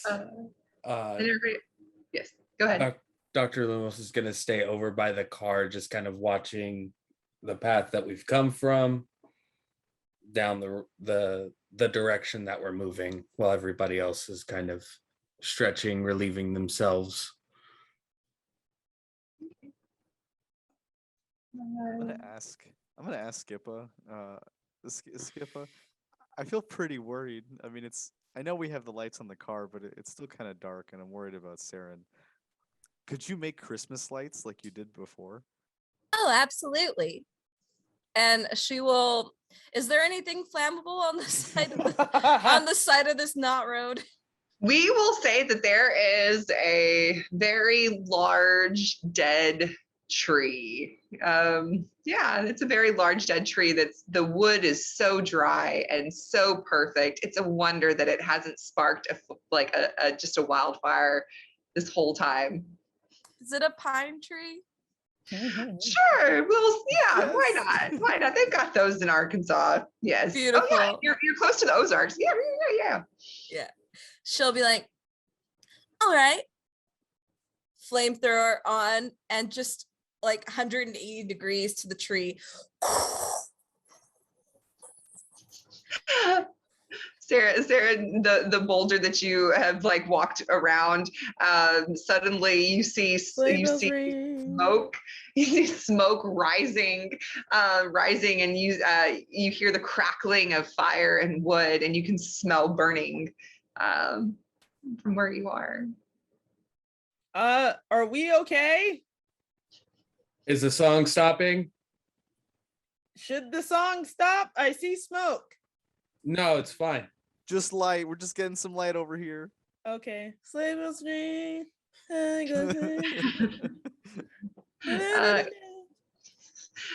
Ghost, you see Dobby go over, and she's digging and trying to get at something. And I start going back there. Bloody hell. Now what is it? A foot? And then you see the face of a little rodent with long, sharp teeth and a disgusting, hairless body come tunneling out from the ground, and it starts to snap at your dog. Familiar or not familiar to me? Very familiar. It is a mole rat. Okay. I want to take a whack at it with my machete. I tell Dobby to back off. Okay. Dobby, get back. She's like barking at it, like trying to get at it. Go ahead, whack it. Take a whack at it. Okay. So roll 2d20, and I believe you did take melee weapons as a tag skill. I did. Perfect. So it'd be melee plus your strength is your target number. Okay. Melee is 6. My target will be 14. 14. Okay, so you get roll 2d6, and you need to get at or below 14. Wait, 2d6 or 2d20? Oops, sorry, 2d20. Oh my gosh, my brain. I got a 4 and a 14. Perfect. Okay, cool. Yeah, roll your damage. I think it's only 1d6 for a machete. Is it only one? Unless I missed it. Don't you get to add another combat die for your strength? Yeah, what's your strength? 8. My strength is 8. So it should be one more d6. So yeah, Okay. so 3d6 total. Was it a 2d6 for the machete? So yeah, so you roll 3d6. Thank you for looking Okay. that up. I was about to Thank look- you. 6, 6, 3. Okay, 6, 6, and 3. So 3 is a blank. So 2 6s. So that's 2 points. Yeah. So Ghost takes out his machete and brings it down onto this this disgusting beast of a creature that's quite large. It's about the size of your dog. And it's trying to snap at you. It's going to, so everyone can hear Ghost bring down his machete, and you can hear the dog barking.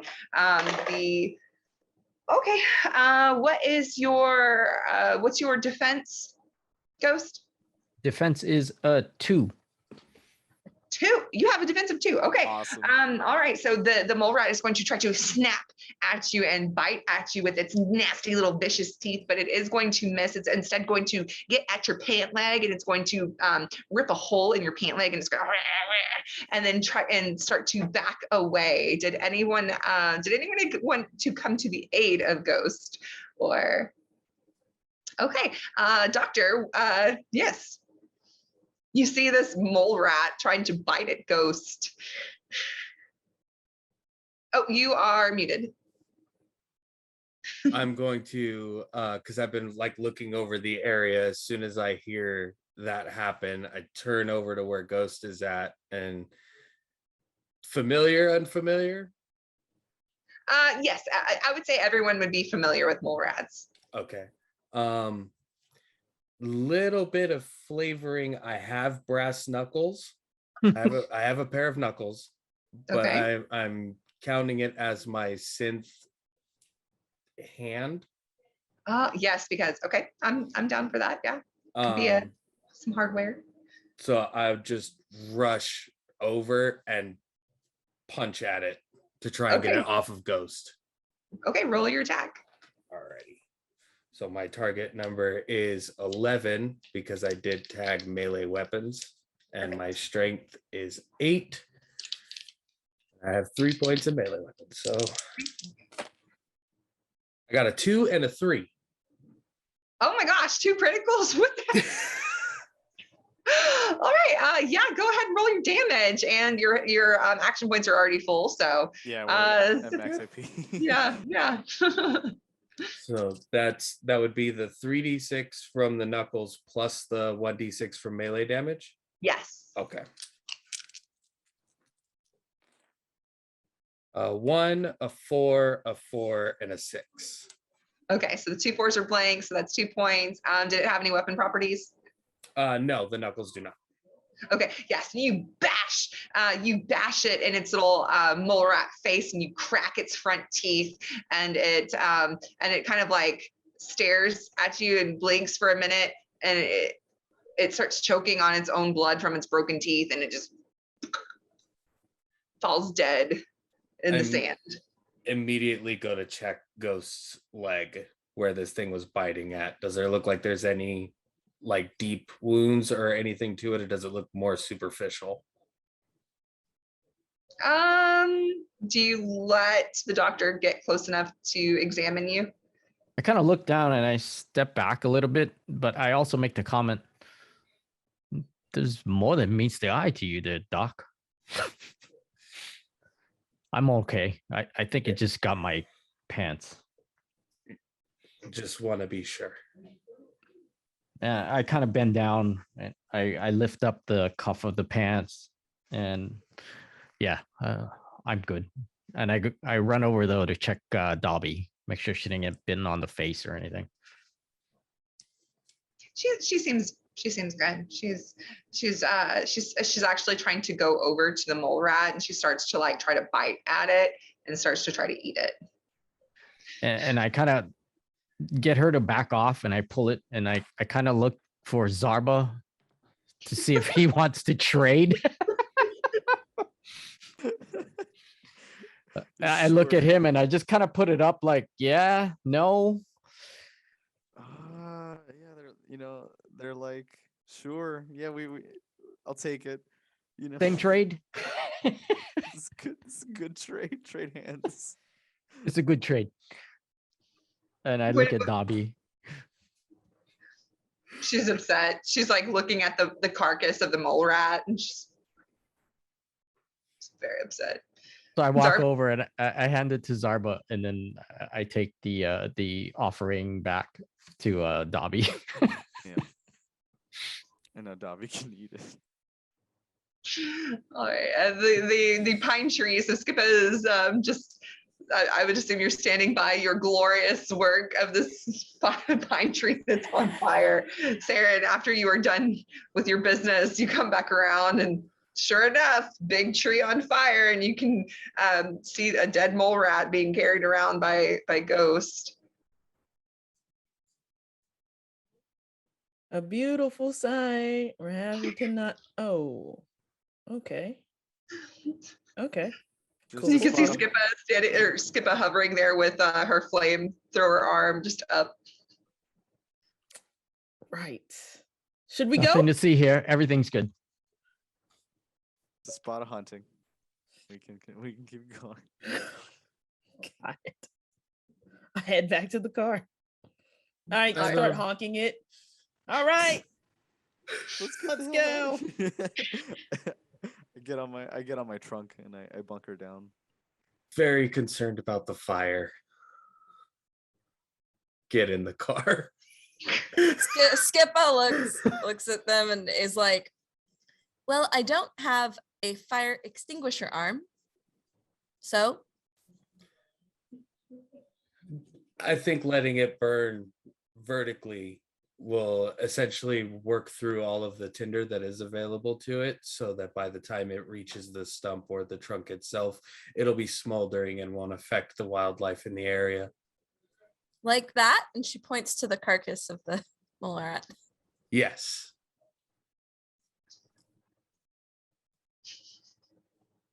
This was a small one.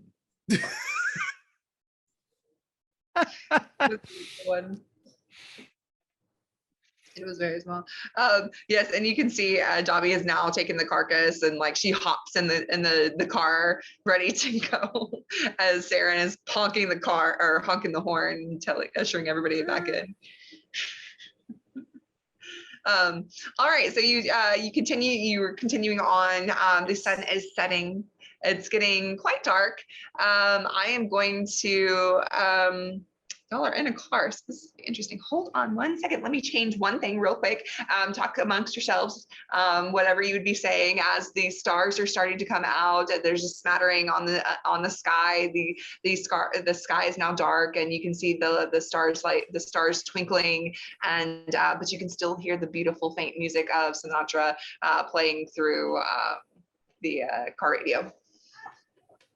So this is like the ideal scenery for Zarba, is actually being out in a different place and looking at the stars and the constellations and like where the different positions would be than where I normally am, even though it's not so much of a distance, and just really staring at it, looking for shooting stars or evidence of extraterrestrial life. What are you looking at? The same thing that you have on your flamethrower, but in the sky. Fire? Sky thrower. Sky thrower. It's a little bit better than the flamethrower. Can I get that as an attachment, you think? I think you could have the world if you wanted, Skippa. If that's what you're asking me. I'm pretty sure they excluded that from my programming. The world is just as much yours as it is anybody else's. Hell, if it's mine, it's yours too. To hell with your programming. Easier said than done. That's fair. As I like chew on a piece of human like jerky or something. Like, Oh my god. Have you just been pulling out human body parts this entire time? no, they're smoked and they're at the house. So they're like little cylindrical. Sixth conversation. Well, Ghost, why do you just have a keep broken pulling gun? out. As I'm holding Ghost's broken MP5. Oh, the MP5. I looked at it and I just saw it and I haven't held that weapon in a long time and I just assumed it was in working order. So I pick it up, I look at it, I noticed there's like a busted chamber on it and all kinds of other stuff. I'm like, oh, bloody hell, this is worthless. I'm gonna bend the barrel straight and then hand it back to him. Again, I look at the doctors like, again, you amaze me with the things you do for Have a a doctor. candy cane. Have a candy cane. And I try to push it through the mask. I pulled it out of one of Saren's pockets. Son of a So instinctively, I just kind of come down as a blocking move. The candy cane breaks, but the plastic, the cellophane on it or whatever, it keeps it, and it's just like it's like broken, but it's like hanging on by the plastic thread. I turn all the way around in my seat to see where it goes as I'm driving. What did you do with it? What did you do with it? Hey, I was on the road. I'll get this.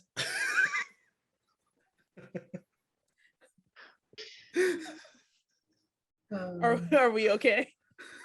Yeah, you almost hit one of the old rusty cars as you're like trying to weave in and out of now what is you're coming up on Bentonville and it is dark, but you have your lights on, so you sideswipe a little bit and there's a scratch on the side of the Corvega now. Zarba, oh no, not again. the paint. Okay. So you sideswipe, you get a big long gash on the side of the Corvega. Zarba, why don't you go ahead and do an athletics strength test to see if you can hang on. I would love to. I actually maxed out athletics prior because it's just I'm like, this is gonna come up for some reason. So I was like, sure. Okay, and target number here is 11. Okay. I got one success. I'm gonna re-roll that one with a luck point and hope I get something less than 11. Okay, a 2.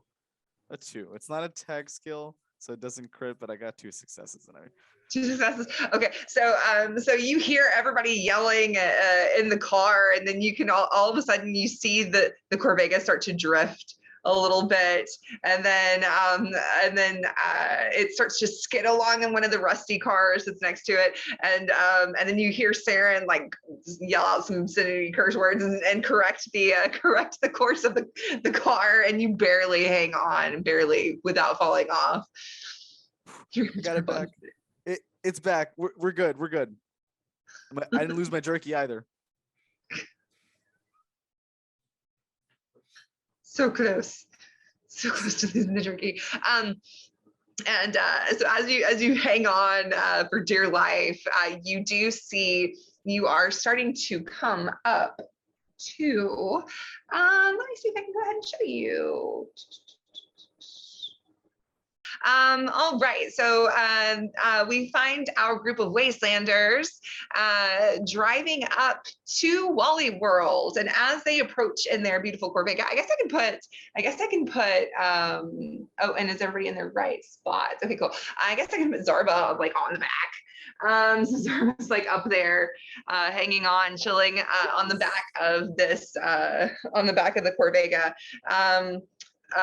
But you come up, you start approaching, and the headlights are on, and you see that there are some barricades and some construction work going on right before you can get to the entrance of Wally World.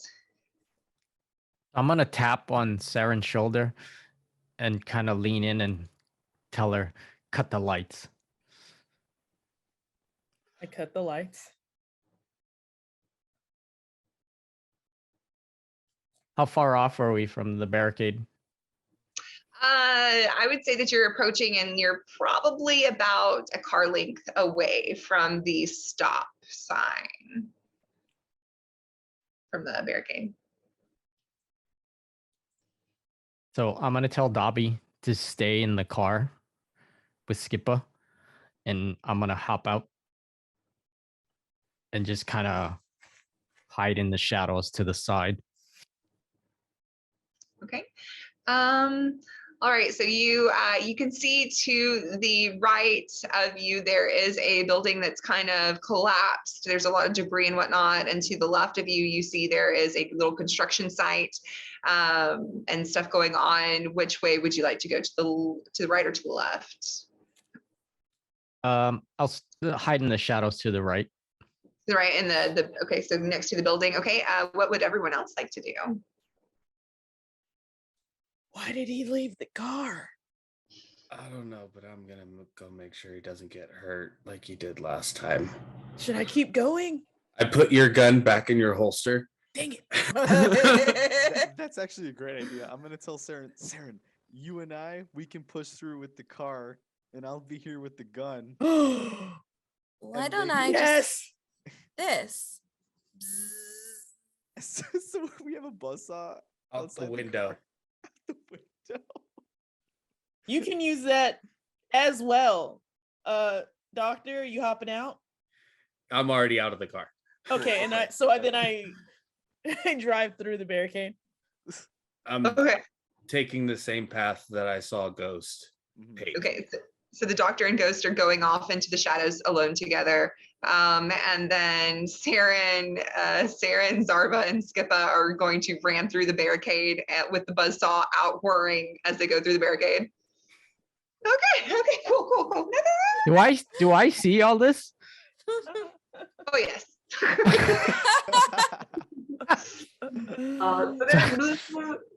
So yeah, the little buzzsaw is going, and it's coming out, and then we've got you were driving, so you're in there, so y'all are all in there, y'all are going through the barricade. Woo! We've got the doctor and Ghost kind of like over here up in the shadows. Like, I don't know what they're doing, but they're in the shadows. So you bust through the barricade. Yeah, so you're able to make it through okay. Is there anything in particular? So you bust through, and you can see the entrance to Wally World is right here. One of the doors is closed, one of them is open. So yeah. Can the car fit through the door? Oh my God, can it? It looks like it. I think it can. This is not what I planned for, but I love it so much. This is so beautiful. There are no roads.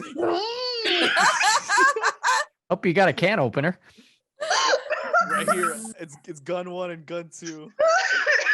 Okay. Witness me. Oh my God. Oh, but that thing. Oh, are you going to do that? Yeah, it sounds like a great Zarba, you're still on the back of the car, right? I am, so I'm just gonna stretch it out. You're gonna lay down, drag your feet off the back of the car, and just hold on to the end. We're doing limbo here. Is this a roll or? I don't know. Saren, are you busting through? Or are you going through the? Yeah, because I wouldn't have thought about it.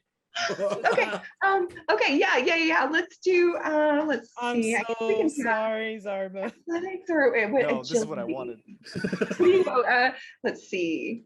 Not athletics. I was looking for what's the other one? Zarba's gonna be a star on his own Christmas tree. Yeah. Well, I guess yeah. Why not athletics? Strength. Paint me We'll shiny do that. chrome. Okay, athletics. Yeah, Okay, yeah. yeah, athletics. Okay, so an 11 again. So you're going through I'm gonna. Oh, okay. Yeah, it's 2 successes. 2 successes. Okay, yeah, you're holding on to the back of the Corvega. You see what Saren's doing. You see that she's stepping on the gas, going through the not only the barricade but going into the building. And so you start immediately. You grab onto the windows and start sliding back and making yourself as small as you can, which is not very small for a super mutant. But you are able. There is just a little bit of a gap, so you are able to squeeze under that. Oh gosh. Okay, so we are doing this.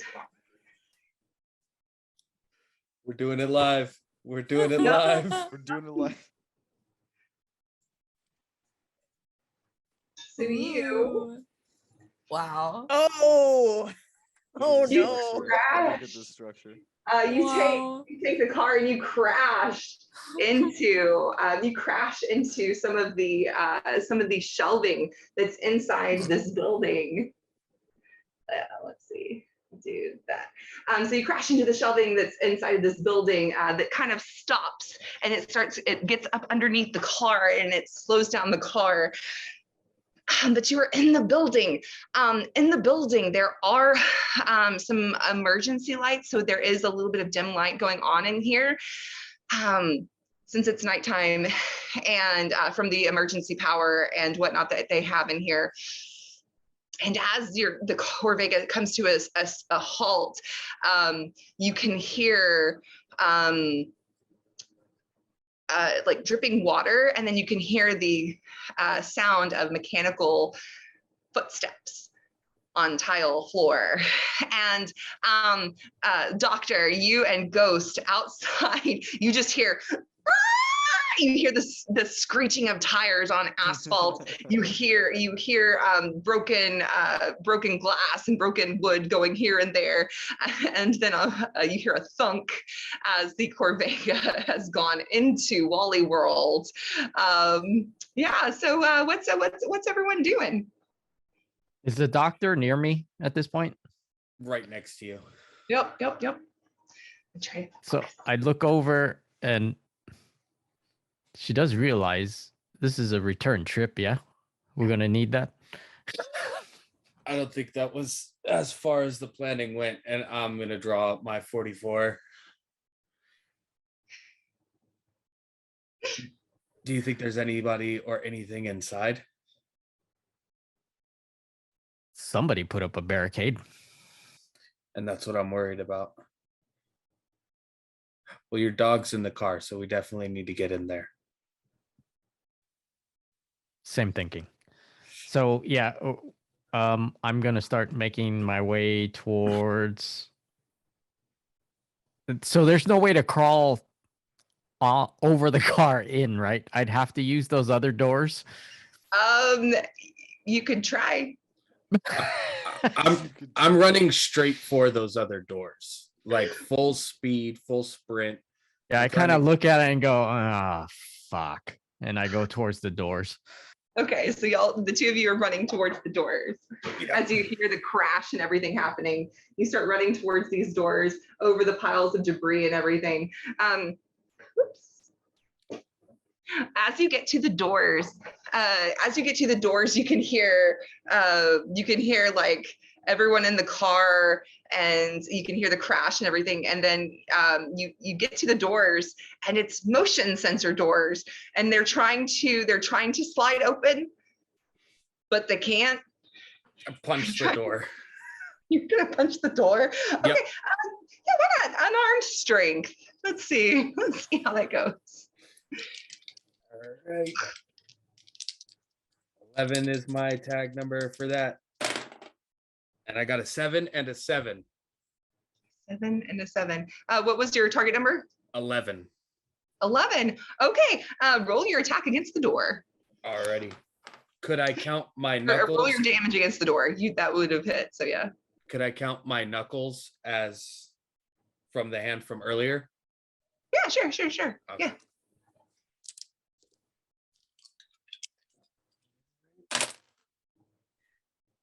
Three, 4, 4, and 5. 3, 4, 4 are all blanks and a 5. Okay, so that's 1 point of physical damage. And so yeah, you take, so you run up with Ghost on your heels. You run up and you try to just completely smash into the door, and then you just hear this reverberating sound as, as it is like not breaking this glass. This is really thick security glass, and it just doesn't break. Turn to How Ghost. far do the doors open before they close? It's opening just maybe 6 inches, and then they're shutting again. Is there any debris that I could use outside that door to just kind of stop it? Yeah, you can actually see there's bits of debris that are like causing it to not open. Oh, okay.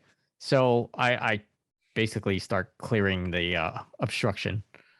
You start digging out. Okay, so you'll start digging out all of the debris that's causing the doors not to open. Everybody that's inside in the car and now inside the building. So Saren, Zarba, and Skippa, what are y'all doing as they are trying to desperately get into the building while y'all are in there?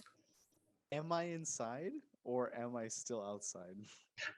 You are inside. I put you behind the car, but you're inside. Okay. You would be able to crawl up over. So the back end of the car is out, but you would be able to crawl So I mean, you technically can see the doctor and Ghost trying to get in you see them run up and they're trying to get into the other door.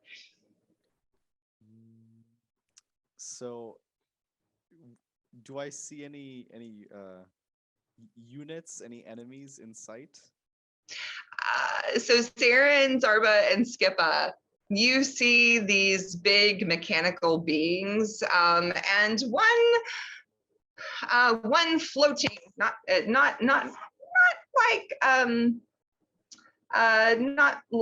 quite like Skippa, but one little ball floating around, and it's playing what sounds to be advertisements. So pre-war advertisements of different sales going on, holiday sales, and it's just talking about all these holiday sales, and the 2 protectrons that are coming towards the car. The store is closed. Please leave immediately before we turn into security bots. The store is closed. Please exit immediately. I'm gonna shoot. I'm just gonna fire. I'm just gonna shoot. Okay. So I'm gonna roll energy weapons here. Okay. So I did take energy weapons as my tag skill, so I got that fusion cell that's like a little bit stronger. So I'm gonna roll the hit first, and I'm gonna spend 1 AP. So now we're down to 5 out of 6, and I will roll. Okay. Wait, is it doing? Ooh, I'm glad I took that AP. Helping at a little berry. Okay. And then okay, all right. So I'm glad I took the AP. I only got 1 success. Rerolled with a luck point. Now I got 2 successes. So I only have 2 luck points left, but that's enough. And I'm going to strike at one of the protectrons with the energy. Okay. Do you want to hit the one that's to your right or left? Right. Okay. And that'll be 9 combat die with the fire. Oh my with gosh. fire rate of 2. Laser commander. Yeah, Zarba does like. Okay. Okay. So many die.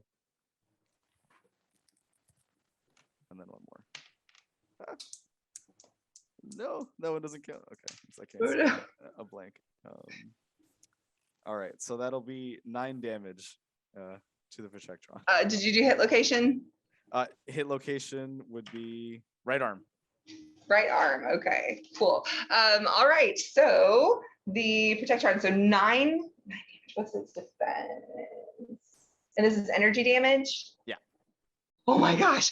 All right. Yeah. So you immediately crawl up onto the over the top of the Corvega. You hear these Protectrons. Then you shoot a shot with your energy weapon over, and you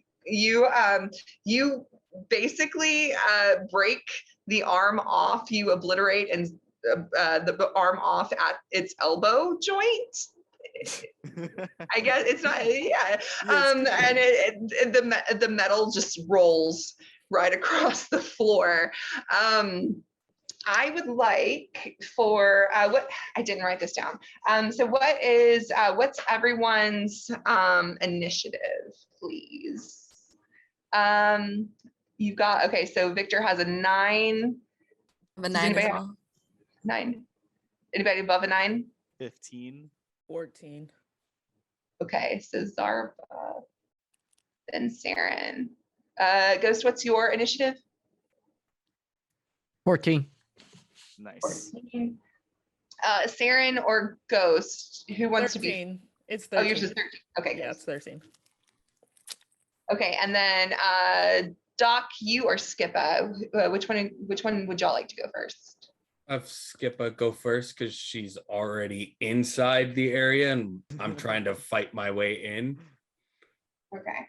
Okay, and then let me double check what theirs is. Okay. Buzzsaw primed.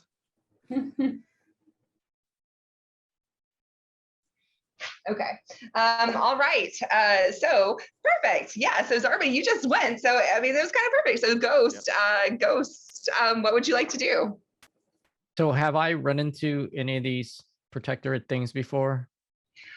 You can hear them, and you would know that they're usually sometimes they're programmed to defend an area, but some of them are sometimes helpful. So yes, you would have knowledge about them. Would I know a hand-to-hand way to disable these things? They would. Because I don't have an energy weapon like Zarba. You would have to get really, you would maybe be able to hack them at their terminal that controls them. You could also, I mean, you can shut them down by damaging them enough as well, but. And I would say during the time that this was happening, you would be able to clear away some of that debris, and the door is starting to it's opening enough that where, yeah, Zarba wouldn't be able to fit through, but Ghost, you and the Doc can fit through. What? I had to shoot. They were already telling me to leave. I'm not gonna leave. I'm gonna shove into the door to give it a little bit more room so Doc can get through. And then And this is all one zone, so you don't have to worry about movement. So you're good on your movement. I gotcha. I guess. So I have that sneak thing. Mm-hmm. Is there a way I could use that to get behind it? Sure. And then shove my knife into its head? Time for meltdown. Oh no. Yeah. Well, I mean, like outside and inside, it would be like 2 different zones. But yeah. No, you could. Yeah, you can get up behind it. You can use your movement to get up behind it, and then you can make an attack. If you want to use, well, you would have to use an action point since you're using your movement to go from outside to inside. I would say that would be a zone, I guess. But yeah, you would have to use 1 action point to do another minor action to target the head. But yes, you could do that. And y'all's action points are full, so be fine. Okay, I will do that. Okay, perfect. I'm going to. Oh my gosh, that was some of my bits. Okay. From when I was building the set earlier. Okay, so y'all are able to get this door open. Doc, or no, Ghost is coming up from behind this one that's coming forward. Let's see. Yeah, so you're right over here. Go ahead and roll your attack. So roll your 2d20.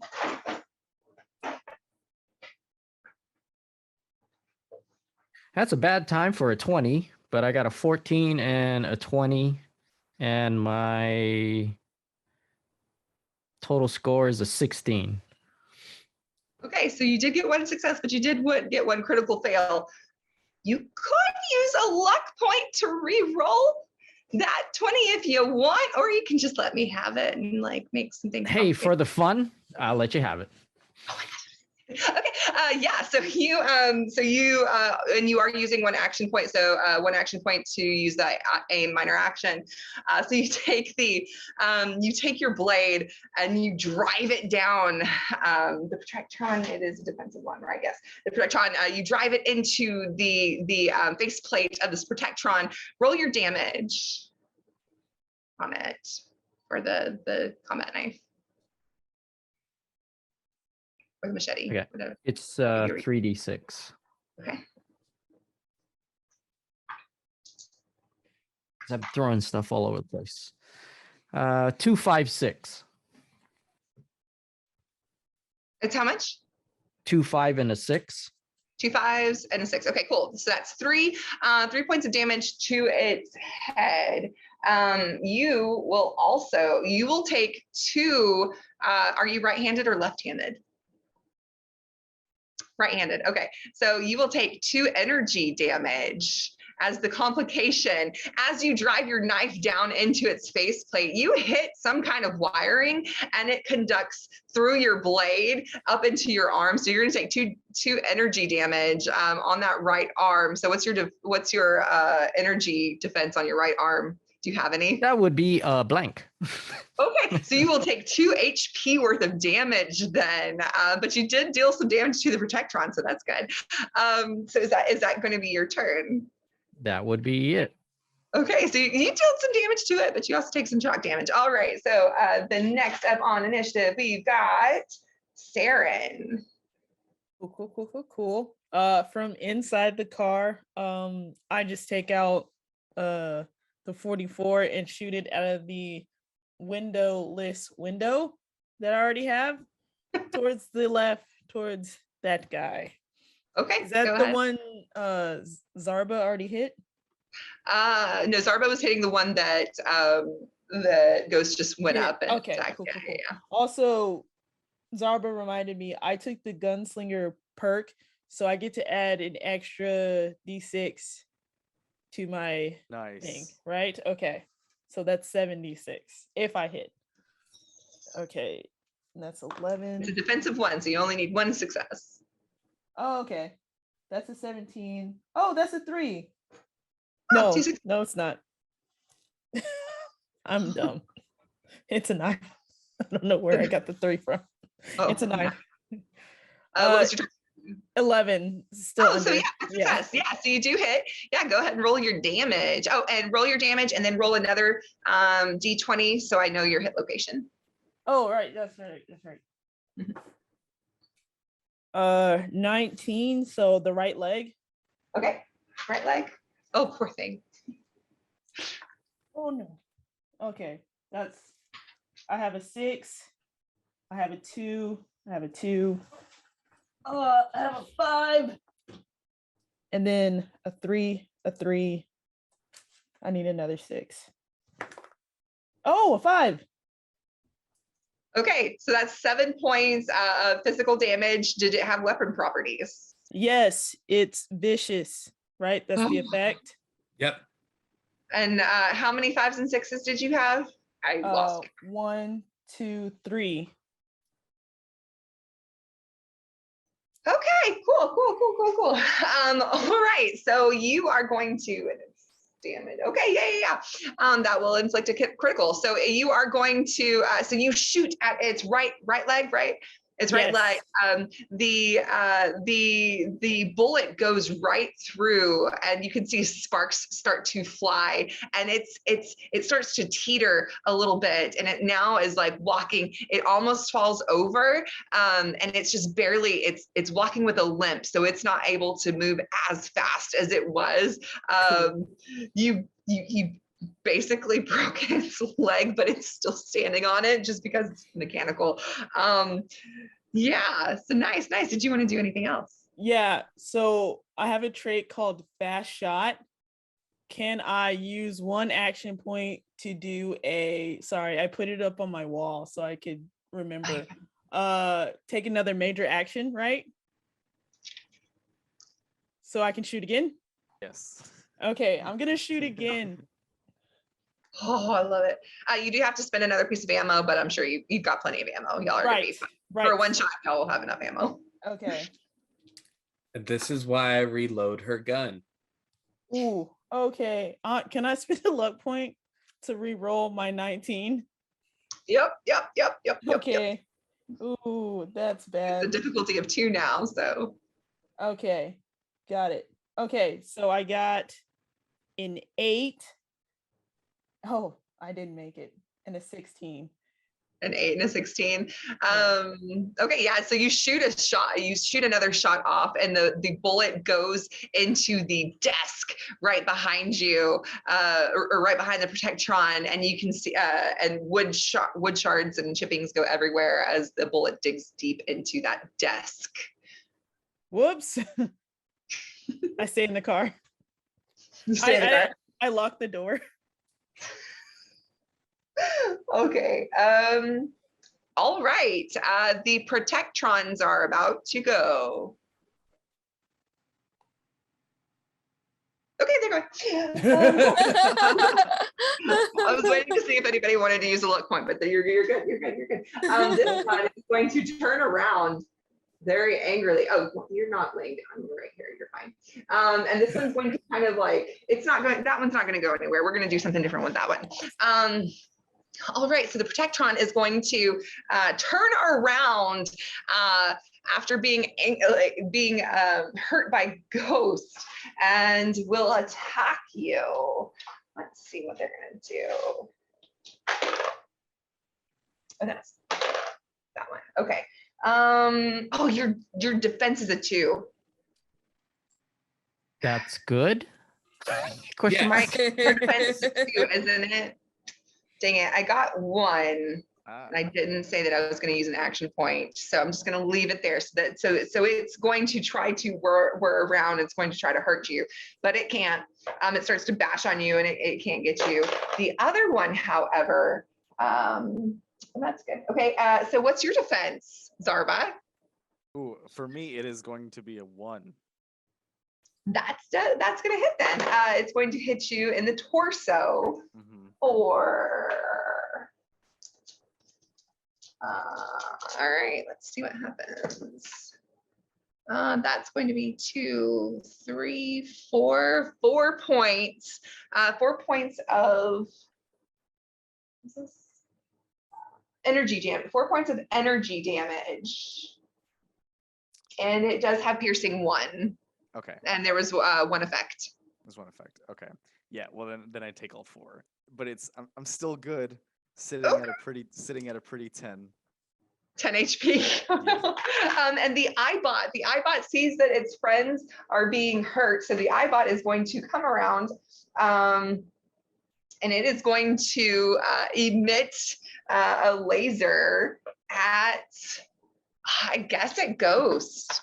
This time, I got a nat 1. And I got a nat 20. All right, so that is a 2. So it is going to hit you. It's going to hit you in your torso. I swear, this dice always. So this is the hit location dice by Modifius, and it freaking always rolls torso. I swear. Does yours roll torso like often? Yeah, I have the same. Yeah, I do get torso often. Maybe that's the point. Yeah, it's like it loves torso. Okay, so it's going to deal to Ghost your torso. It's going to it's going to be piercing 1. So we're just going to do 1 point, 1 piercing, and 2 points in your torso, 2 energy to your torso with 1 piercing. So it's negating 1 piece of your energy resistance in your torso if you have any. Yeah, I had a 1, so make it a 0. Yes. So then you would still get, so you'd get 2 points, 2 points of damage. Okay. To your HP. Okay. So the iBot, oh, but I'm not going to use an action point from my pool to change the 20, because this is fun. This is for charity. What's going to happen then? You can't kill us, April. It's for charity. Yep.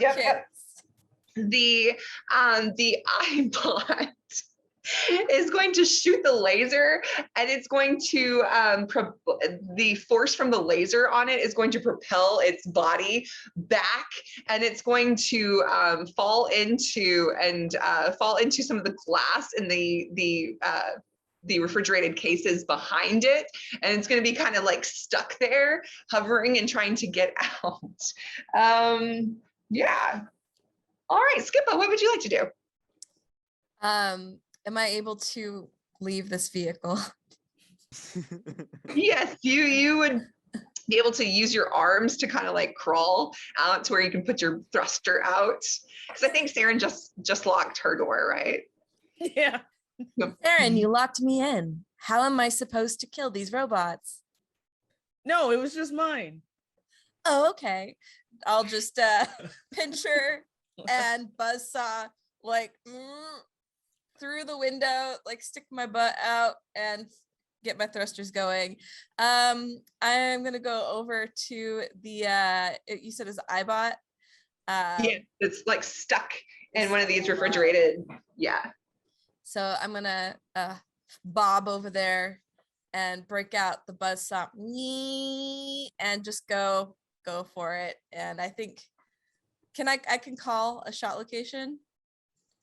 Yes. Well, you used your movement to move. Well, you're in the same zone. It's fine. Yes, you can. You can use aim since you're in the same zone. It's fine. Yes. Okay. Yeah, I will just go right for its like visual spot with the buzz. Okay.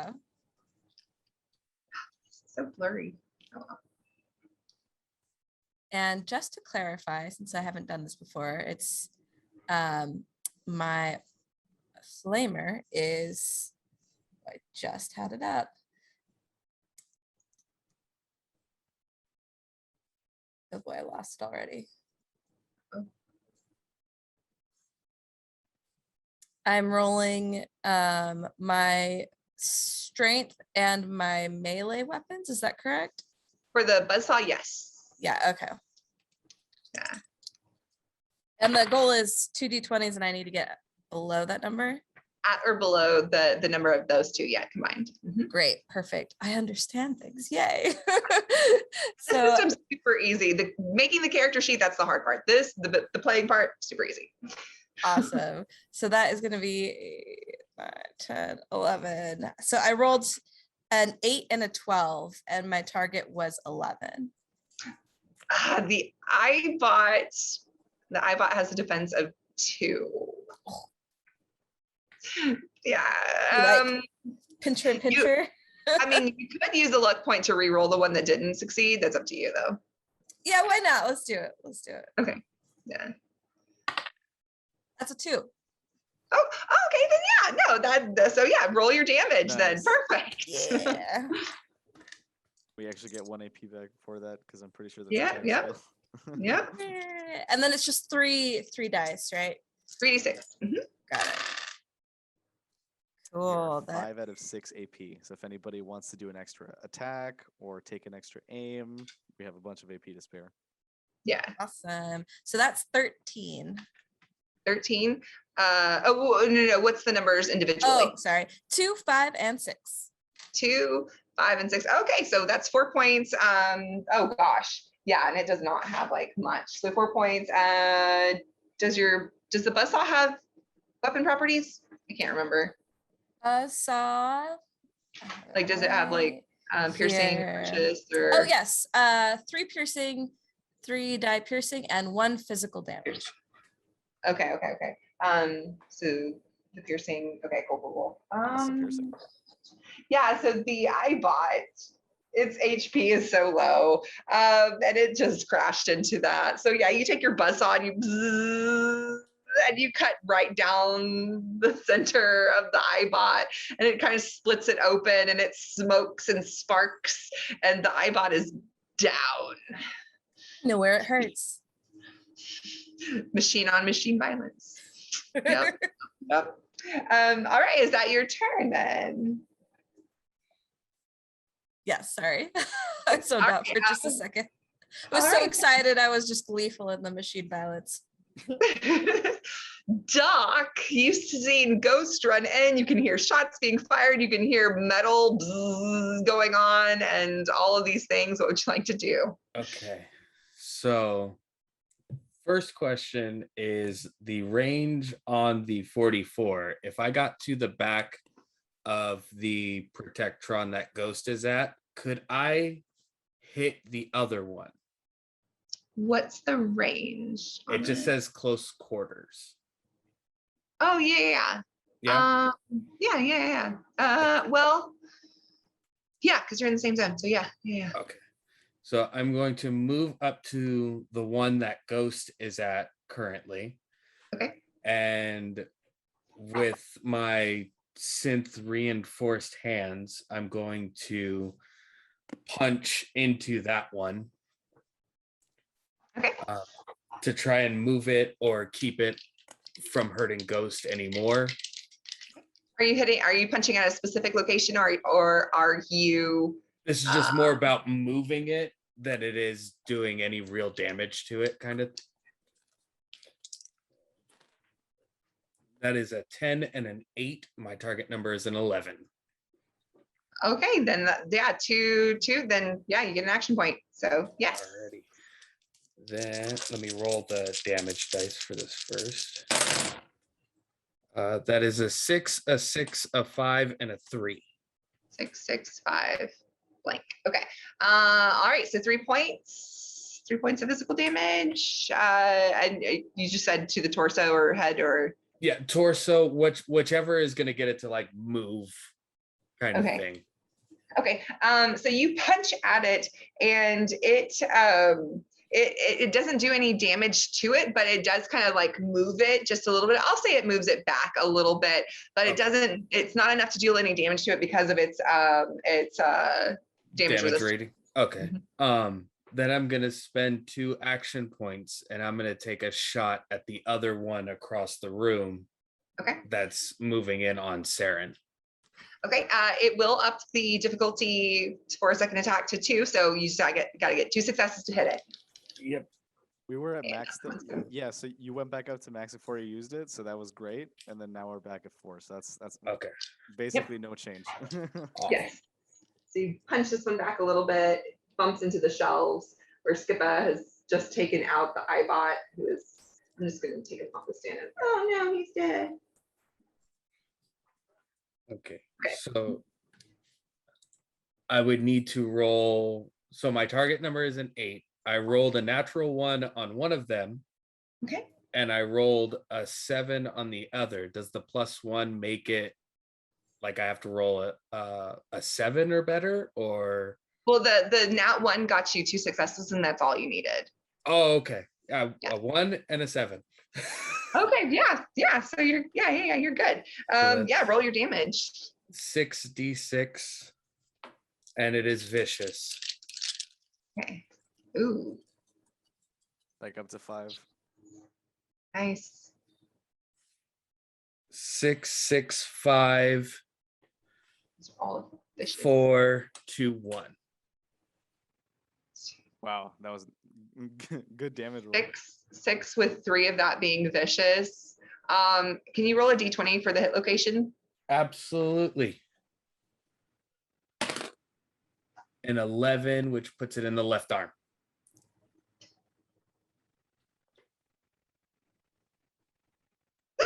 Oh my god. So it already lost one of its arms. So you shoot and it loses its other arm, and it's just walking around like this with like nubs now. The Protectron is like It's terrible. Yeah. So that's fun. So yeah, the Protectron is just like very pissed off. Oh wait, no, the other one lost its arm. Yeah, this one Yeah, lost this its one lost his leg. leg. Yeah. Oh, that's right. So yeah, this one it's like walking. So both of them, one lost its left arm, one lost its right arm, and then this one is limping. So that's great. That's great. So the Protectron's just like, stop now, please exit the building. You are trespassing. Yeah. So did you want to do anything else? Just look to Ghost, make sure that he's okay, and if he still needs me here in this area. So Like a very quizzical look, like, are you good? Do you need me? Or should I go over there? Good. I nod. I'm good. All right. All right. Then we are back at the top of the round with Zarba. Okay, so I'm hoping this works. I'm gonna aim for the head of the Protectron that is near Ghost. That's pretty injured at this point. Yes. I'm going to fire, and if it doesn't kill it, I'm gonna use an AP to do an extra action and shoot it again. Okay. All right, yeah. Let's see how this goes. 14 is the target number. A 7 and a 17. Gonna use my last luck point to re-roll this. Oh, your luck was pretty low. Yeah, still a 17. So, is it a 1? It's a 2, right? No, the Protectron's a 1. The I bought was a 2. Protectrons are 1. Yeah. Oh, we're good. Okay, well then. Okay, okay, you spent it. Okay, so Yeah. I got the 1. Oh, you wouldn't have re-rolled then. You still have that 1 luck Oh, point. nice. Okay, Yeah. cool. Yeah, Yeah. great. So that hit it. And I'm gonna do 9 DC again, or 9 CD, 9 again. And you were taking the aim minor action to target. Yeah, yes, the head. Okay. Okay. Just because I. Oh my gosh. Okay. Ooh. I keep losing die. Ah. Oh no. Okay. 5 damage to effect. 5 to its head. 5. Yeah, 5. Yeah, 5, exactly. And it was energy. And yeah, energy. Okay. All right, cool. Great. Okay. Yeah, it's sparking from its head, and you can see red lights are starting to, after you do this, red lights are starting to flash. And yeah, so red lights are starting to flash, and you can see that it's starting to smoke from the head. Okay. So I'm going to take another major action. I'm going to fire at it again. Kill it, Zarba. Kill it. Okay, I got 1 success, but that increased the difficulty by 1, so I have to re-roll this one. Oh my god. Yes, I got it. Okay, I got a 9. Oh, but now you're out of luck. Yeah, I am out of luck, and it'll be to its right arm, and I hit its left arm last time. Yep. So 1 more time. 9 CD though. It's okay. It should be good.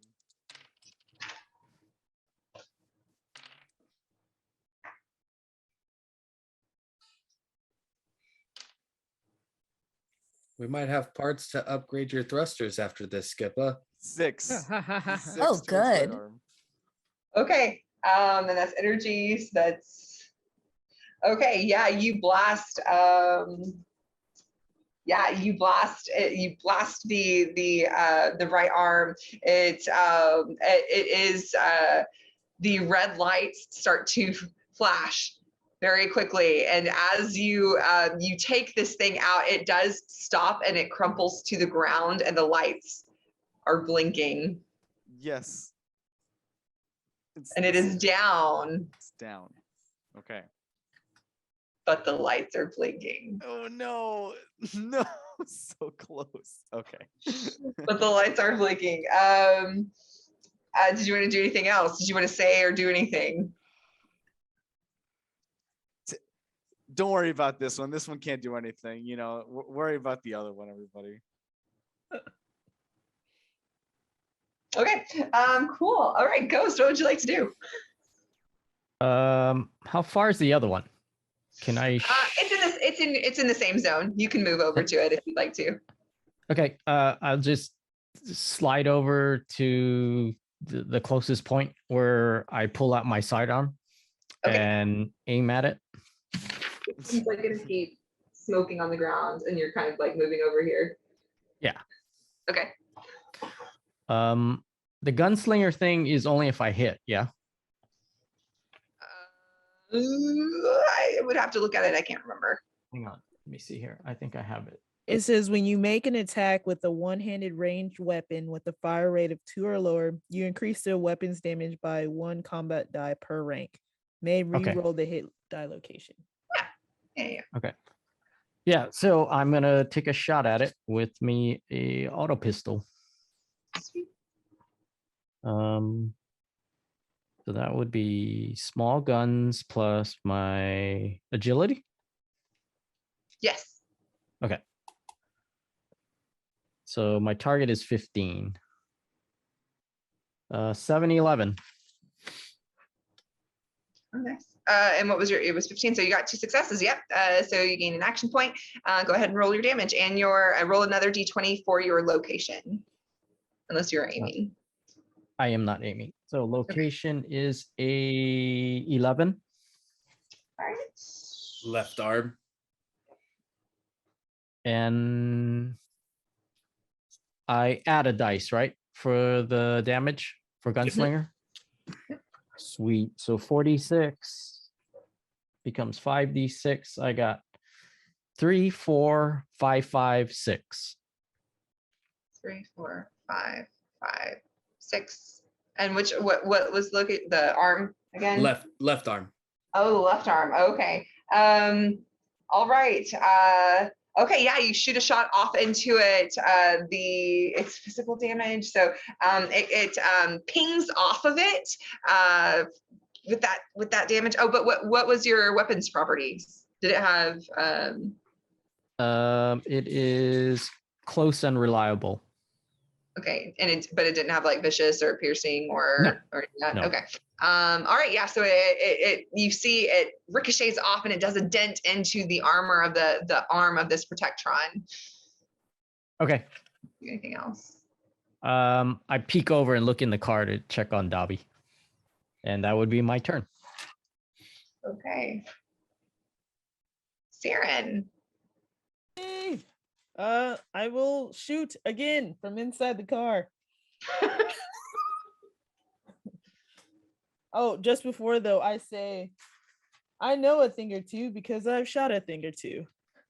We are wastelanders. Bum, bum, bum, bum, bum, bum, bum.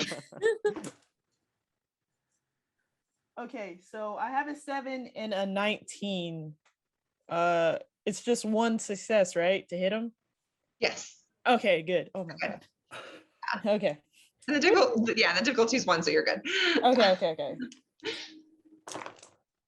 All right, so that's a 1, that's a 1, that's a 1, 3, 4, 5, and 3.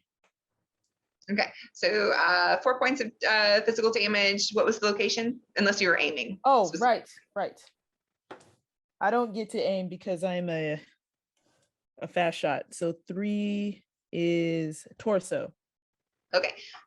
All right, yeah, so you blast off a shot to the torso. That was 4, so 4. Okay. You see again, this one starts to it has sensors on it that are starting to flash angry red. Stop now. Exit the building. Do we have any more action points? We do. Okay. We have 4 left. I'll spend 1 to take another major action. In April, again, I forgot. I'm so sorry. I'm an action girl. So the difficulty does not up. Yep. So it's still a difficulty of 1. Perfect. Yes. All right. I need to remember these. All right. That's a 9. That's a 10. So 2 successes. Perfect. We get Cool. one back. Now we have 3 Extra action point. Yep. Okay. Okay. I'll look at that one later. 6, 5, 3, 4, 3, 6. And then that one fell. Okay, so I'll re-roll that one. Oh, a 6. Cool. And you can at any point spend like a luck point to re-roll 3 of those damage die. Oh, For yes. reinforce if you'd like to. Okay. Yeah. I forget that y'all don't know all the rules.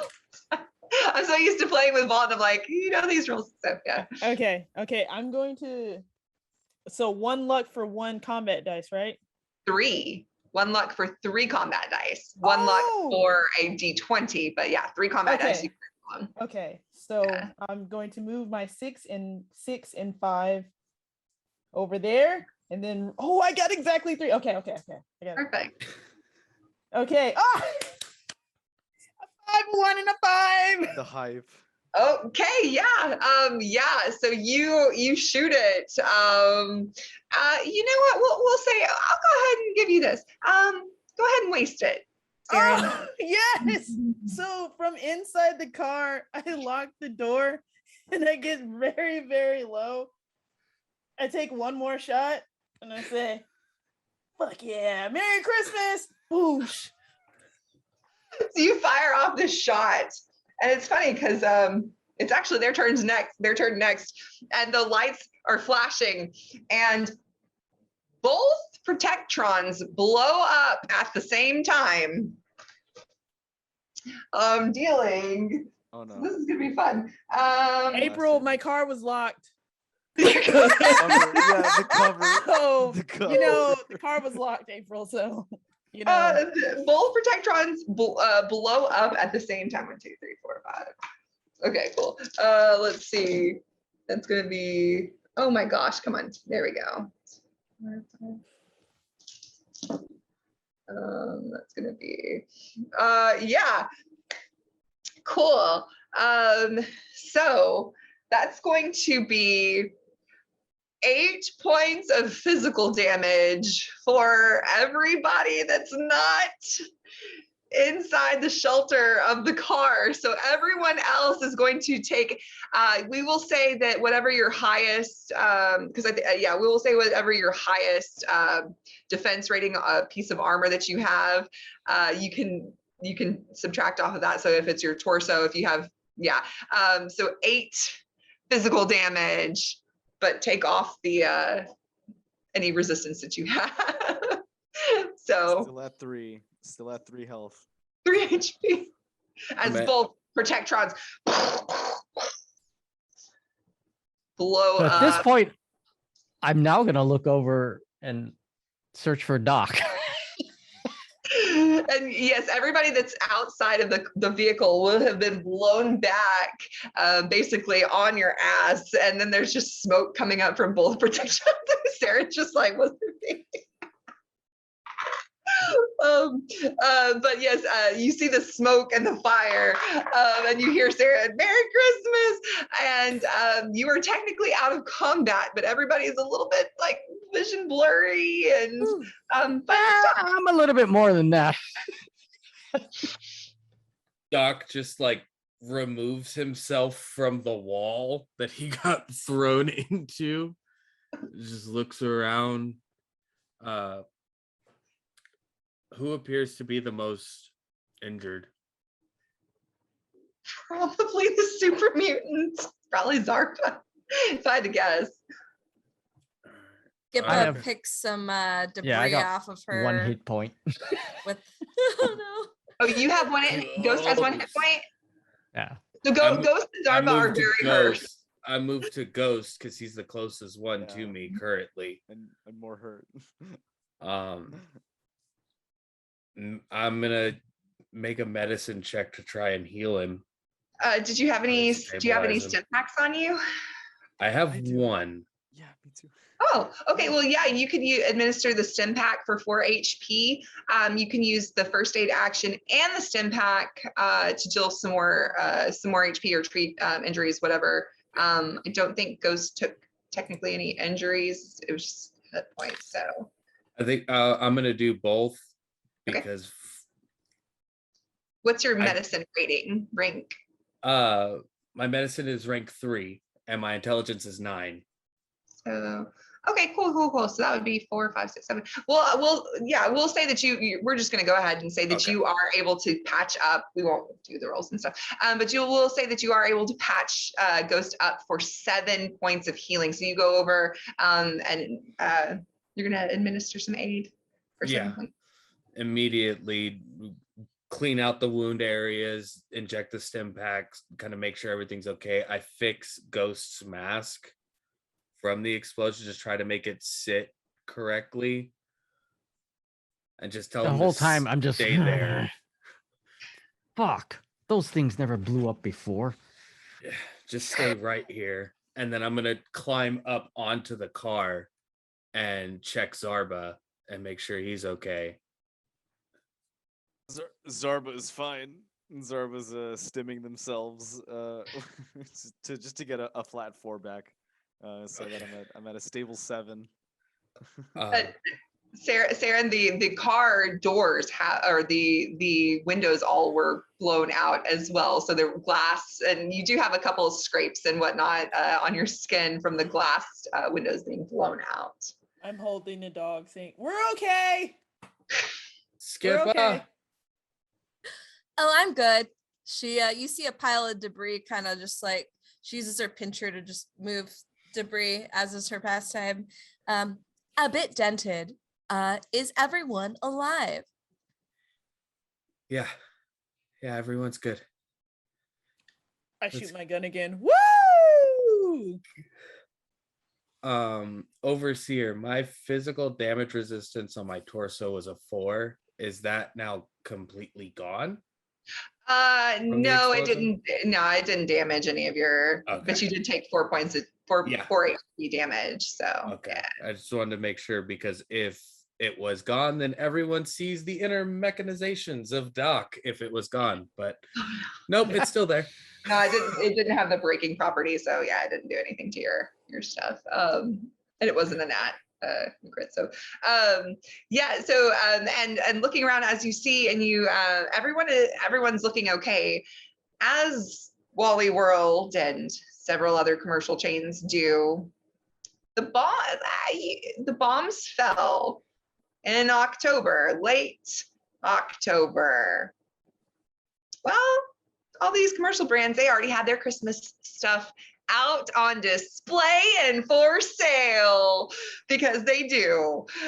So looking around as the smoke is clearing, you can see various Christmas trees that are covered in cobwebs and spider webs, just stacked in a small corner. You can see cute little several little children's toys that have mainly been picked through, but there are a few left over. Some cute teddy bears and one Mr. Jangles. Mr. Jangles? There's a Mr. Jangles. So yes, I do have a Mr. Jangles. So you would find a Mr. Jangles and a couple of other cute little toys, like a couple of sets of blocks and cars and whatnot. Any Nerf guns? Yeah, definitely. There would definitely be some Nerf guns. The children need practice. Not trying to be mean, but if there's only one Mr. Jangles, like I'm gonna take it. Like I'm obsessed with space. Like I'm gonna take Mr. Jangles. So yeah, you pick up Mr. Jangles, and then like your memories and your experience when you were tromping through the archives at NASA, and it just like all floods back, and you get really excited. USSA and NASA outdid themselves, and what I learned changed me forever. But this guy right here, he's seen more than I have, and like the eyeballs, like the void of the cosmos, are in these little like beady eyeballs of Mr. Jangles. I see myself in Mr. Jangles, and I take him. Look at those eyes; they're so scary. Creepy. And I just take him with me, and I'm like, okay, I got this and the rest of the presents we came for. Doc is gonna start disassembling the iBot, the parts that were there, just in case any of them need to be used to repair Skippa, and any of the other useful robotic parts from the protectrons that might be left over, grab them and put them all together and just kind of tuck them away. Yeah, so you scavenge for scrap parts as everyone goes through and starts picking out various. Is there anything in particular, any decorations or toys? I guess this toy stood out to Zarba, but are there any decorations or toys that stand out to any of you in particular that you would pick up? Christmas Take to lights the for Ida. Oh, okay. There would definitely be some Christmas lights attached to some of the Christmas trees that you could get, and a couple of extra boxes. Skippa is floating around, and I think she sees some shiny bits of what you may know as tinsel, and you just see her going back and forth from the shelf to the car with like tinsel all on her 3 arms, just kind of like packing it as much as she can into the car. I thought she was gonna wear it like one of the like fur scarves for a second. Yes. Canon. Yes, she does that. I love that. That would be so cute. Doctor just finds a doll, any little like a little girl's doll that looks like the girl in his locket, Aww. and puts that away with the parts that he grabbed. All right. Yeah, you would find a little, maybe a little Courtney doll or something like that, or Chelsea doll. Same color hair and eyes. Yeah. So I would have been cruising around with Dobby, and I would have ran into a soccer ball. Being from England, this would have been the favorite toy of mine as a kid. So I grabbed the ball and tuck it under my arm. But yeah, like Saren said, I would have been on the lookout for something that I would have thought Ida would have liked. You would find underneath one of the shelves some Starburst flavored candy canes. They're a little broken, they're a little dusty, but you find a pack of them. We can melt them down and reform them. So before Dobby gets into the box, I kind of push her to the side and I grab the box and I look at it and I'm like, yeah, I think she would like these. And I dust it all off. And under my other arm, I have the box of candy canes. And I tell Dobby, let's go. Awesome. So you all grab your various gifts and decorations, and you fill the trunk of the Corvega with all of the gifts and the toys and the decorations that you plan on taking to Tot Town. And after taking a little bit of a rest and everyone recuperating, you are able, and actually Tot Town is just a little bit of a divergence on your way back to Bentonville. It's actually kind of in between, but just a little bit of a side route to it. But on your way over to there, a light bit of snow starts falling, and as you pull up to the Tot Town, the snow is lightly falling. You are listening to your Christmas music. It is now changed over to some Nat King Cole playing some Christmas music, and you pull up to Tot Town, and there are children running about, scattering, looking at the snow. They have never seen snow in their lives. It's never snowed here, it hasn't snowed here in over 20 years. So this is their first time, and so they're excited and outside, and everyone's out as you park the car. Put my hand on Saren's gun and lean into her.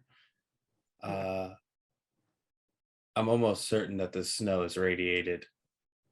All of the water's been polluted for the last 25 years. That would be the only condensation that could form this, but I don't want to ruin their fun. And I take my hand off of Saren's gun. My mouth was already open, trying to catch the snowflake. What did you say?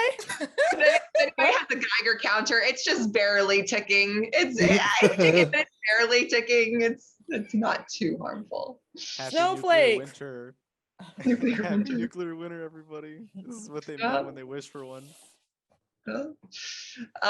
So as you go in and the kids run around and they're looking at the car. This is their first time seeing the car, and they see all of these decorations and these shiny things and all of these packages that you have inside the car. One child actually stands out to you all.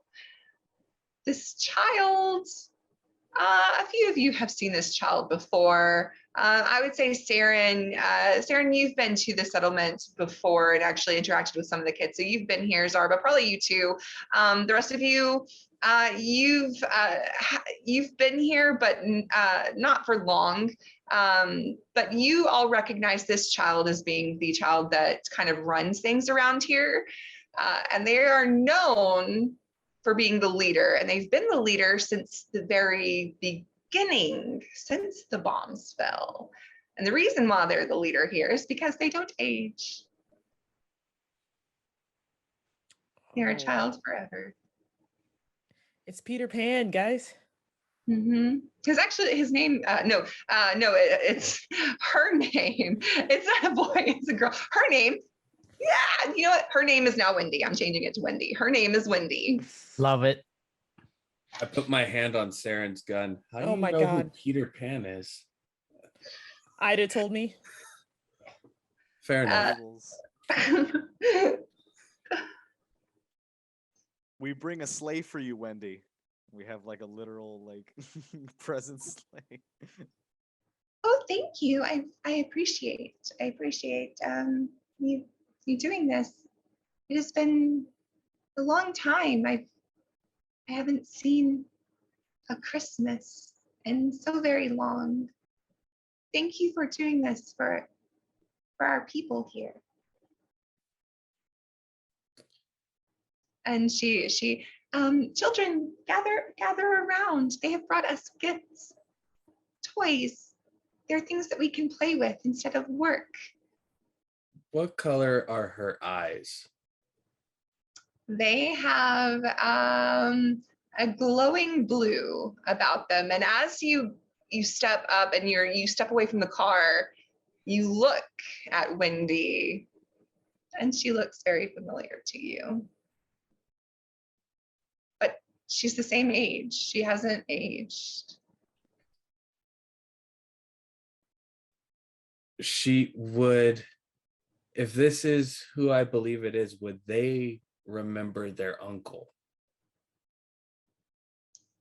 You look at her, and as you look at her, she looks over at you. It is impossible. I have not aged, but I knew that I would not age. How is it that you are still here? Are you? And you will see she immediately runs over to you, still very much, although she has the demeanor about her that she is way older than she appears to be, she is still a child at heart in there. And she runs over to you and wraps her little tiny arms around you and gives you a big hug. I knew we would see each other again someday. And you brought us Christmas. Let's celebrate first. And she turns and she looks at Ghost, and she looks at Ghost's dog. Thank you. Thank you for bringing my family here. When she starts, I'm like, oh, bollocks. And I dig in my pack, and then I put on my hat. Now it's perfect. Everything is perfect. Merry Christmas, everybody. Merry Christmas. Skippa will have Skippa will during this have been putting together a debris tree and putting tinsel all around all the rocks and concrete for the tree to have all the shinies around it. She won't set it on fire yet, but She won't set it on fire yet. Yet. Because if there is a quick moment, Skippa turns to everyone and says, you know, when I got hit really hard back there, it knocked something loose, and I remembered an ancient Christmas poem. Could I sing it to you right now? Yes, please. And she gathers everybody around the debris tree. And she goes, it was the night before Christmas, and all through the wastes, the ashes were falling, and the canes of candy had good taste. The fat man is in sacks, and the protectorons got harmed, and the debris tree is lit up all with flames from my arm. And she continues like this on for quite some time. And then at the end, she sets the tree on fire. Yada yada. And all of the children cheer and are excited. They've never seen this kind of show before. And all is well and merry and bright in the wasteland, at least for this night, this day. Thank you. Thank you all. This is where we will end our wonderful holiday in the wasteland tale. I appreciate the wonderful players, all the viewers, all the people that donated. Love you all so much. Thank you for sticking with us through the multiple technical difficulties that finally stopped after I restarted my computer. So thank you all so much.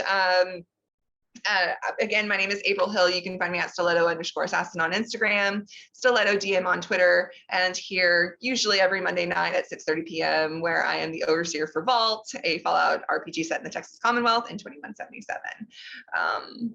I guess let's go around and just give it up for these wonderful players. Tell us what you're doing, where we can find you, and all the wonderful things. We will this time start with Zarba.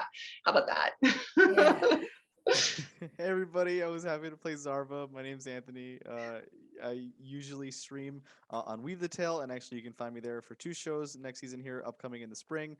Mondays, probably around 8:30 Eastern, we're gonna have Symborum, and then so it's cool about Symborum, and then later on Fridays I'll have on 8:30 I'll be running Blue Rose, and then you can also find me on Cybernation Uncensored coming up here in January for Fallout Mono Party adventures. So we're gonna be doing like all synths, all super mutants, all raiders, all Mr. and Miss Handies, because yeah, it's really cool that there's like those formats for other games, but maybe for other games like they don't do those kind of formats. I really wanted to do that, so that's what you can find me doing. I had a wonderful time with the Initiative Order and playing with everybody, helping to raise money for St. Jude's, and I'm happy to come back anytime. It was an absolute blast playing with everybody.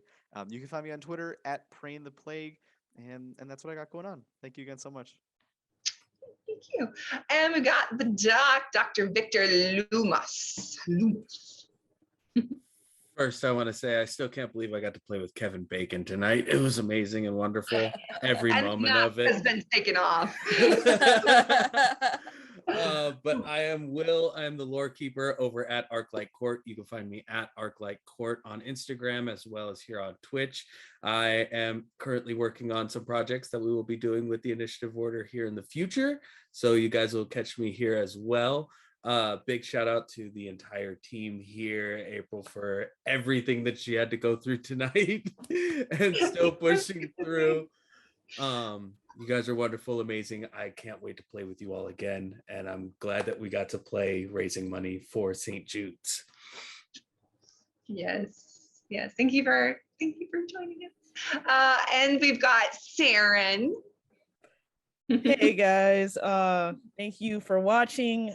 Thanks for the cast for going along with my shenanigans. Thank you, April, for not killing us because I was doing shenanigans.